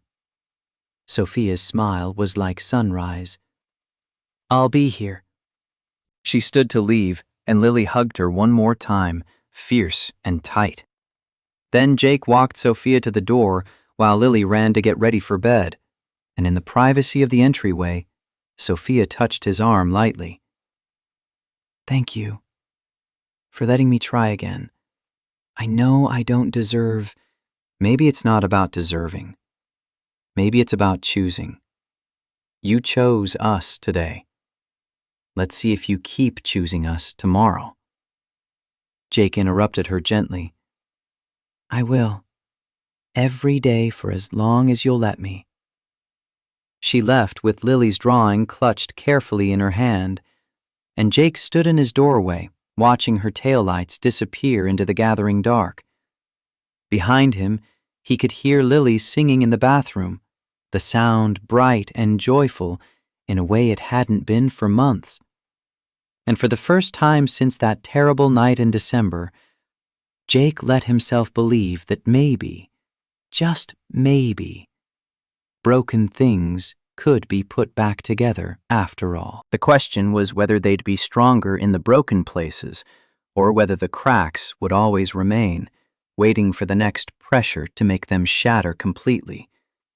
He wouldn't know until he tried, and trying, he was learning, was sometimes the same thing as hoping. And hoping, despite everything, still felt like the bravest thing he knew how to do. Sophia showed up the next morning at 7:45, 15 minutes early, carrying a paper bag from a local bakery and looking like she hadn't slept. Jake opened the door in his work clothes, coffee already brewed, Lily still in her pajamas watching cartoons on the couch. And for a moment, they just stood there, looking at each other in the morning light. "I brought cinnamon rolls. I remembered Lily liked them." Sophia held up the bag like evidence of good intentions. "She does. You didn't have to do that." "I know. I wanted to." Lily came running before they could say anything else, launching herself at Sophia with the uncomplicated joy of a child who'd decided to forgive. Sophia caught her, swinging her around, and Jake watched them and felt the first real stirring of something that might eventually become trust again. They ate breakfast together at the kitchen table, Lily chattering about her dreams and the cartoon she'd been watching, Sophia listening with the kind of focused attention that made people feel seen. Jake mostly stayed quiet, drinking his coffee, observing the dynamic, looking for fault lines or false notes. But what he saw instead was genuine.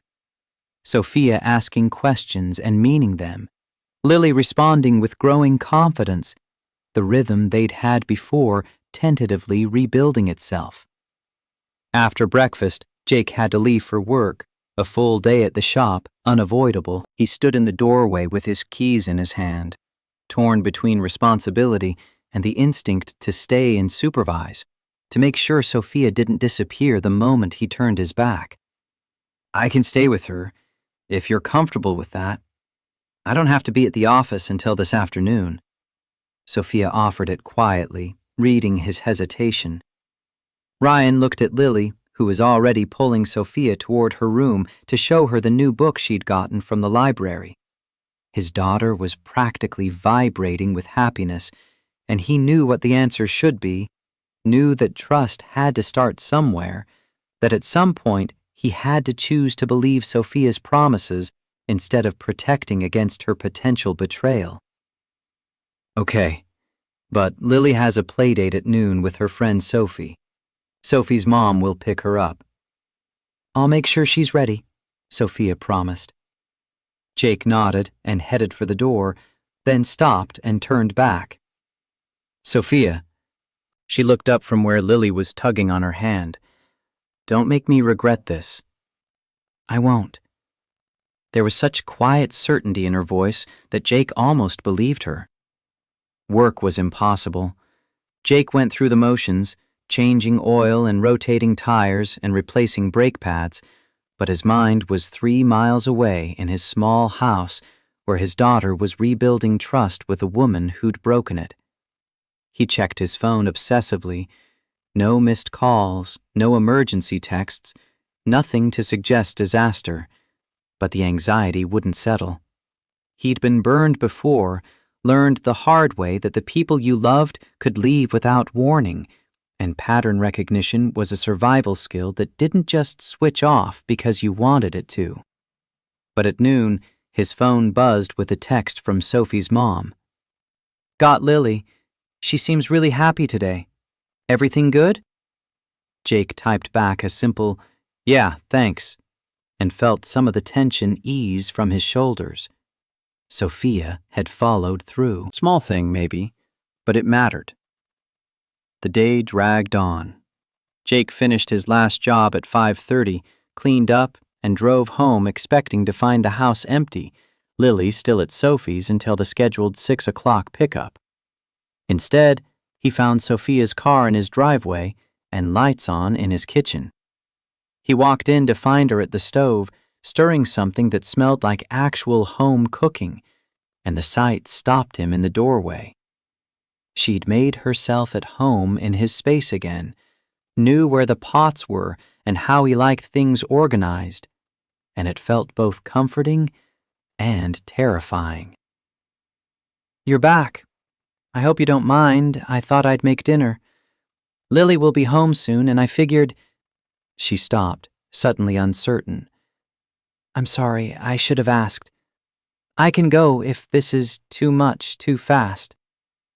"No, it's good. What are you making?" Jake set down his keys, his heart doing complicated things in his chest. "Just pasta, nothing fancy. I'm not exactly a chef." She turned back to the stove, and Jake could see the tension in her shoulders, the way she was trying so hard to do everything right that she'd forgotten how to be natural. He moved to stand beside her, close enough to see what she was cooking, far enough to maintain the careful distance they hadn't quite figured out how to bridge yet.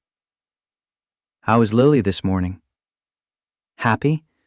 We played games and read books, and she told me about everything I missed these last few months. Her favorite subject is art now. Did you know that?" Sophia's voice was soft. "She said it's because someone taught her that art is just paying attention to the world." Jake felt his throat tighten. She missed you more than I think she knew how to say. I missed her too. Missed both of you. Every single day, Jake. Her voice dropped. I know I was the one who stayed away, but it wasn't because I didn't care. It was because I cared too much and didn't know how to be brave enough for it. And now? Jake asked, watching her face in profile.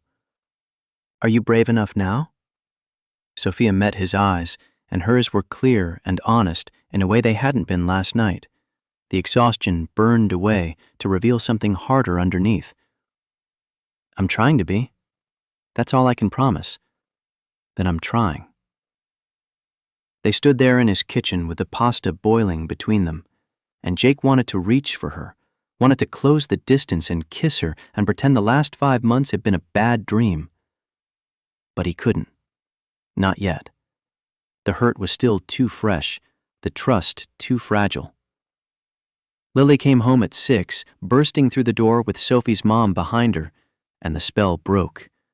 Lily saw Sophia and squealed, running to her like they'd been separated for days instead of hours, and Jake watched them and thought about how easily his daughter forgave, how readily she opened herself up to being hurt again, because the alternative was living closed off and afraid. Maybe he could learn something from that. Sophie's mom left after some pleasantries and knowing looks at Sophia that Jake chose to ignore, and they sat down to dinner, the three of them at the kitchen table again, like no time had passed at all. Lily talked non-stop about her playdate, and Sophia asked questions, and Jake ate his pasta and tried to figure out how to navigate this new reality where everything was the same and nothing was. After dinner, Sophia started to clean up, but Jake stopped her. I've got it. You should go. Long day tomorrow. It wasn't really a dismissal, but it wasn't an invitation to stay either, and Sophia heard the ambiguity in his tone. Yeah, teaching my first class at 9. She turned to Lily. Can I get another hug before I go? Lily wrapped her arms around Sophia's waist, holding tight. You're coming back tomorrow, right? If it's okay with your dad. They both looked at Jake, waiting, and he realized this was the pattern they'd fall into. Sophia asking permission, Jake granting it, both of them dancing around the real question of whether she was just visiting or actually coming home. Yeah, you can come back. Sophia's smile was grateful and sad at the same time. She kissed the top of Lily's head, nodded at Jake, and left. And Jake stood at the sink washing dishes while Lily hummed in the living room, and he wondered how long they could sustain this careful choreography before someone demanded more or walked away again. The next few weeks fell into a rhythm that was almost normal. Sophia came over most days, either in the morning before her work or in the evening after, never staying the night, never pushing for more than Jake seemed ready to give, but her presence became a constant again. Lily bloomed under the attention, her drawings filling with color, her laughter coming easier, and Jake found himself watching Sophia with a mixture of longing and wariness, wanting to believe in her staying power, but unable to fully release the fear that she'd disappear again. They existed in a strange liminal space, more than friends, not quite partners, united by their love for Lily, but separated by everything unsaid between them. They didn't touch except accidentally, didn't talk about the future except in vague terms, didn't acknowledge the elephant in the room, which was that at some point they'd have to decide what this was and whether it was sustainable. Then one Saturday in late May, Sophia showed up with dark circles under her eyes and her hands shaking slightly as she set down the groceries she'd brought for breakfast. Lily was still asleep and Jake was making coffee, and when he turned to ask Sophia what was wrong, he found her staring at him with something desperate in her expression. I can't do this anymore. She said it abruptly. Jake's stomach dropped. Can't do what? This. The careful distance. The pretending we're just friends co-parenting your daughter. The never talking about what happened or what we are or whether you're ever going to forgive me. Her voice cracked. I know I hurt you. I know I have to earn back your trust. But Jake, I don't know how to do that if you won't let me close enough to try. You've built this wall between us and I understand why, but I'm suffocating behind it. I need to know if there's any chance you'll ever let me back in, or if I'm just going to be the girl who comes over to see Lily while you tolerate my presence because your daughter loves me. Jake set down his coffee mug carefully, his hands suddenly unsteady. What do you want me to say? I want you to tell me the truth. Do you still... Sophia stopped, forced herself to continue. Do you still have feelings for me? Or did I kill that when I left? The question hung in the air between them, heavy and unavoidable. Jake looked at her, at the exhaustion and hope and fear written across her face, and he felt 5 months of suppressed emotion rise up in his throat. Of course I still have feelings for you. That's not the problem. The problem is, I don't know if I can survive you leaving again. The problem is Lily asking every night for months when you were coming back, and me having to say I didn't know. The problem is, I let you in once, and you left, and now you're asking me to do it again, and His voice broke. I don't know if I'm strong enough for that. Sophia crossed the kitchen in 3 steps and grabbed his hands, holding them tight. Then tell me what you need. Tell me what I have to do to prove I'm staying, because I will do it, Jake. Whatever it takes, I will show up every single day until you believe me. It's not about showing up. Jake's voice was rough with emotion. It's about, I need to know that when things get hard, when your father comes back, or when the pressure builds, or when you wake up one day and realize you're 28 years old playing house with a mechanic and his kid instead of advancing your career, I need to know you won't run, that you'll stay and fight instead of folding. I will. Sophia's voice was fierce. I swear to you, I will. I'm not the same person who left in December. I've spent the last 6 months figuring out who I am without my parents' approval, without their control, without any safety net. And you know what I learned?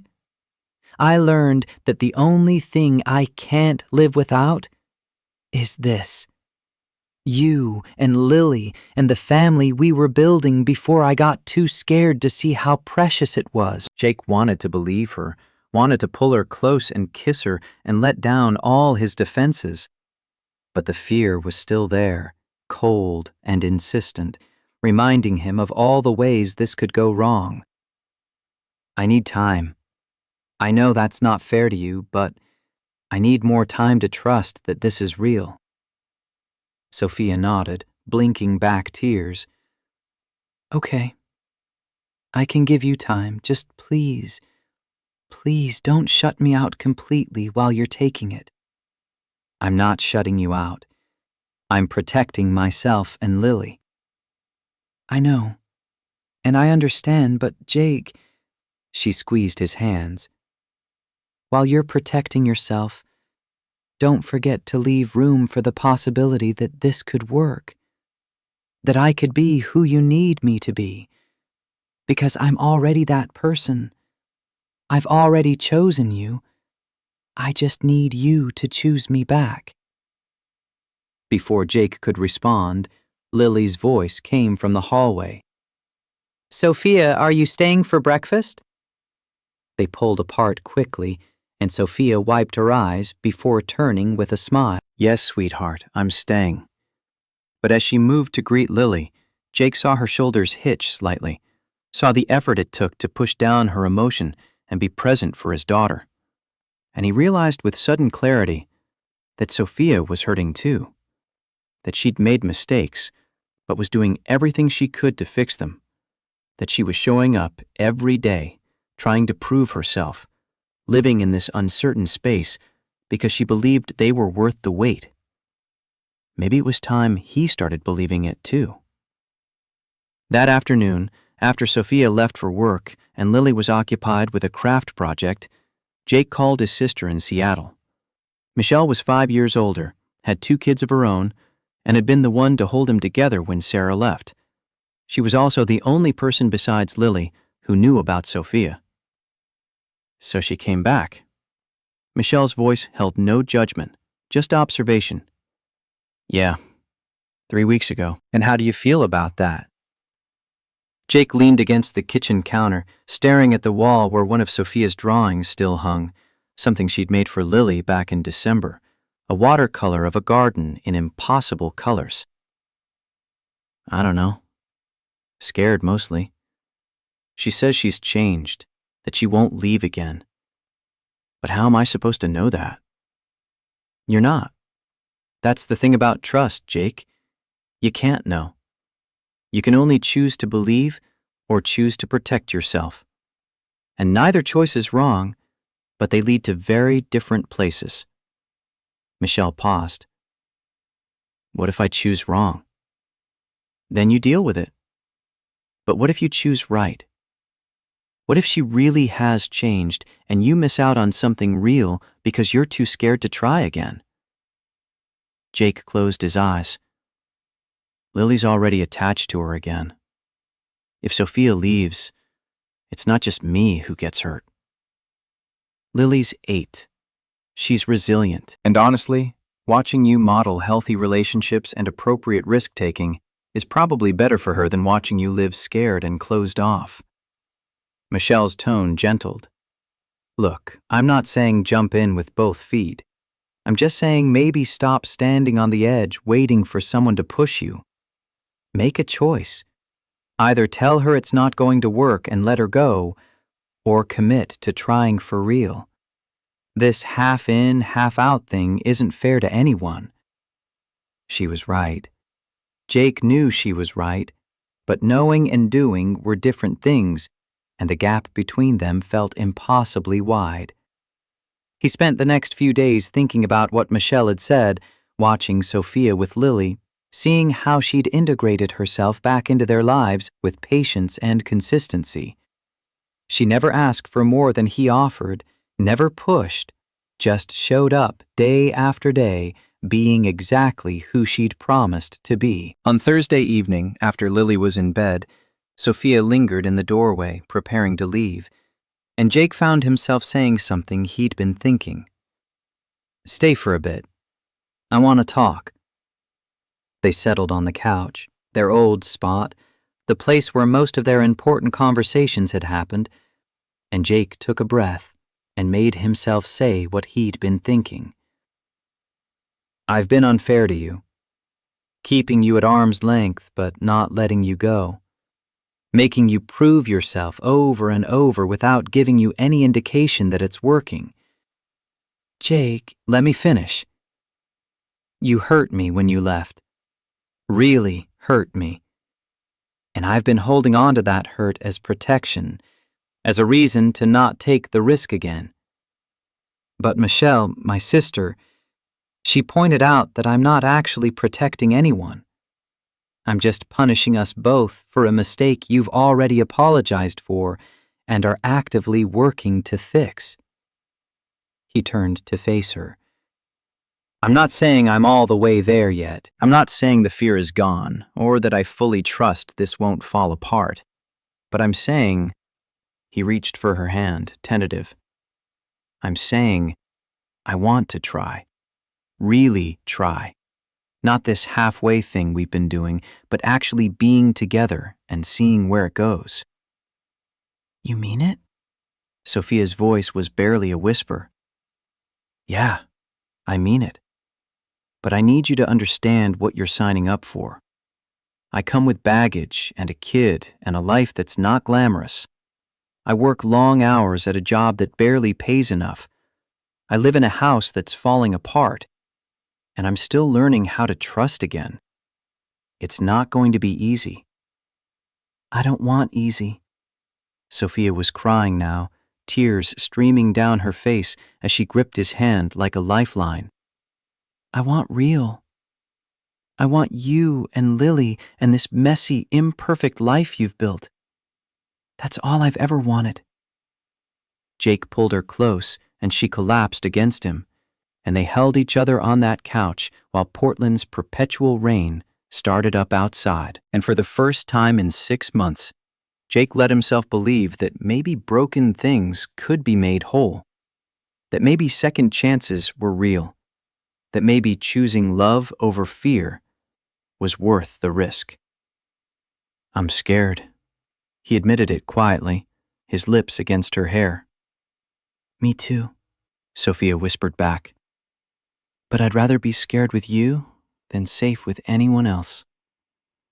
They stayed like that for a long time, just holding each other, letting the weight of everything unsaid finally settle into something that felt like resolution.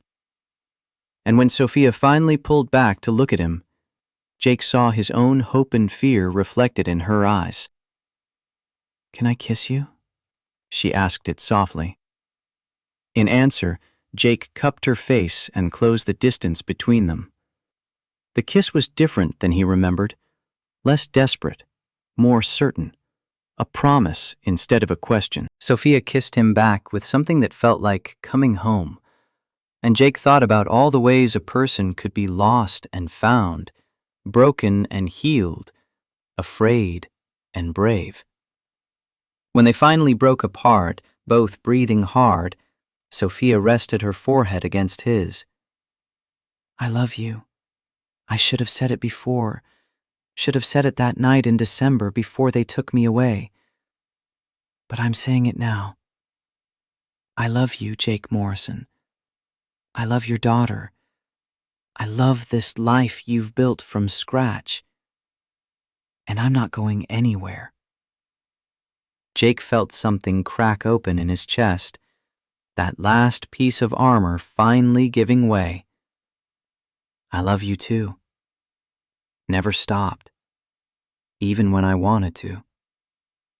They kissed again, slower this time, and Jake let himself sink into it, let himself believe in the possibility of happiness, let himself trust that this time,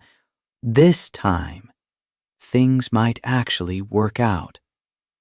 Outside, the rain continued its steady rhythm, washing the streets clean, making everything new. Sophia stayed that night, not in Jake's bed, they weren't ready for that yet, still navigating the careful reconstruction of trust, but on the couch where they'd fallen asleep tangled together, talking until the early hours about everything they'd been too afraid to say.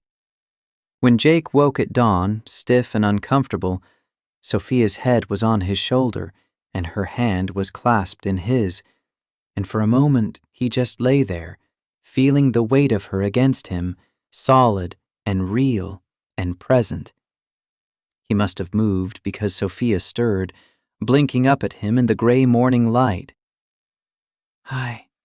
Her voice was rough with sleep. Hi. And then they were kissing again, soft and unhurried, and it felt like the most natural thing in the world. Lily found them like that 20 minutes later, still on the couch, and her delighted shriek of, "Sophia stayed over!" brought them both back to reality. Jake pulled away, suddenly aware that his daughter was witnessing this shift, this new thing they were becoming, and he needed to make sure she understood what it meant. Come here, kiddo. He pulled Lily onto the couch between them. Sophia and I need to talk to you about something.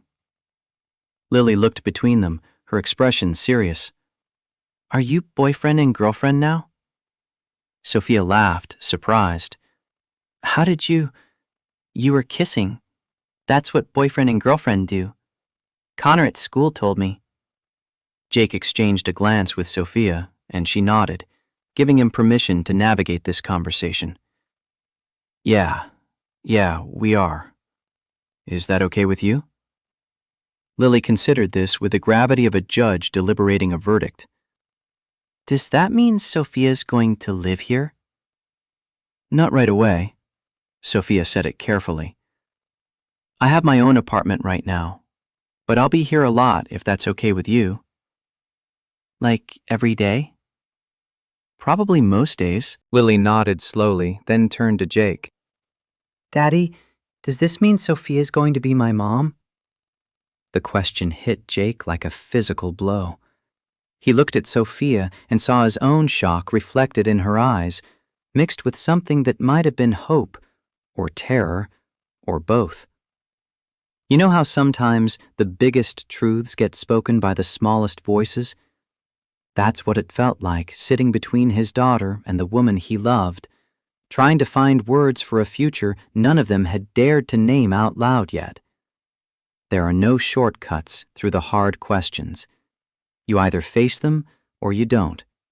And facing them means accepting that some answers change everything that comes after.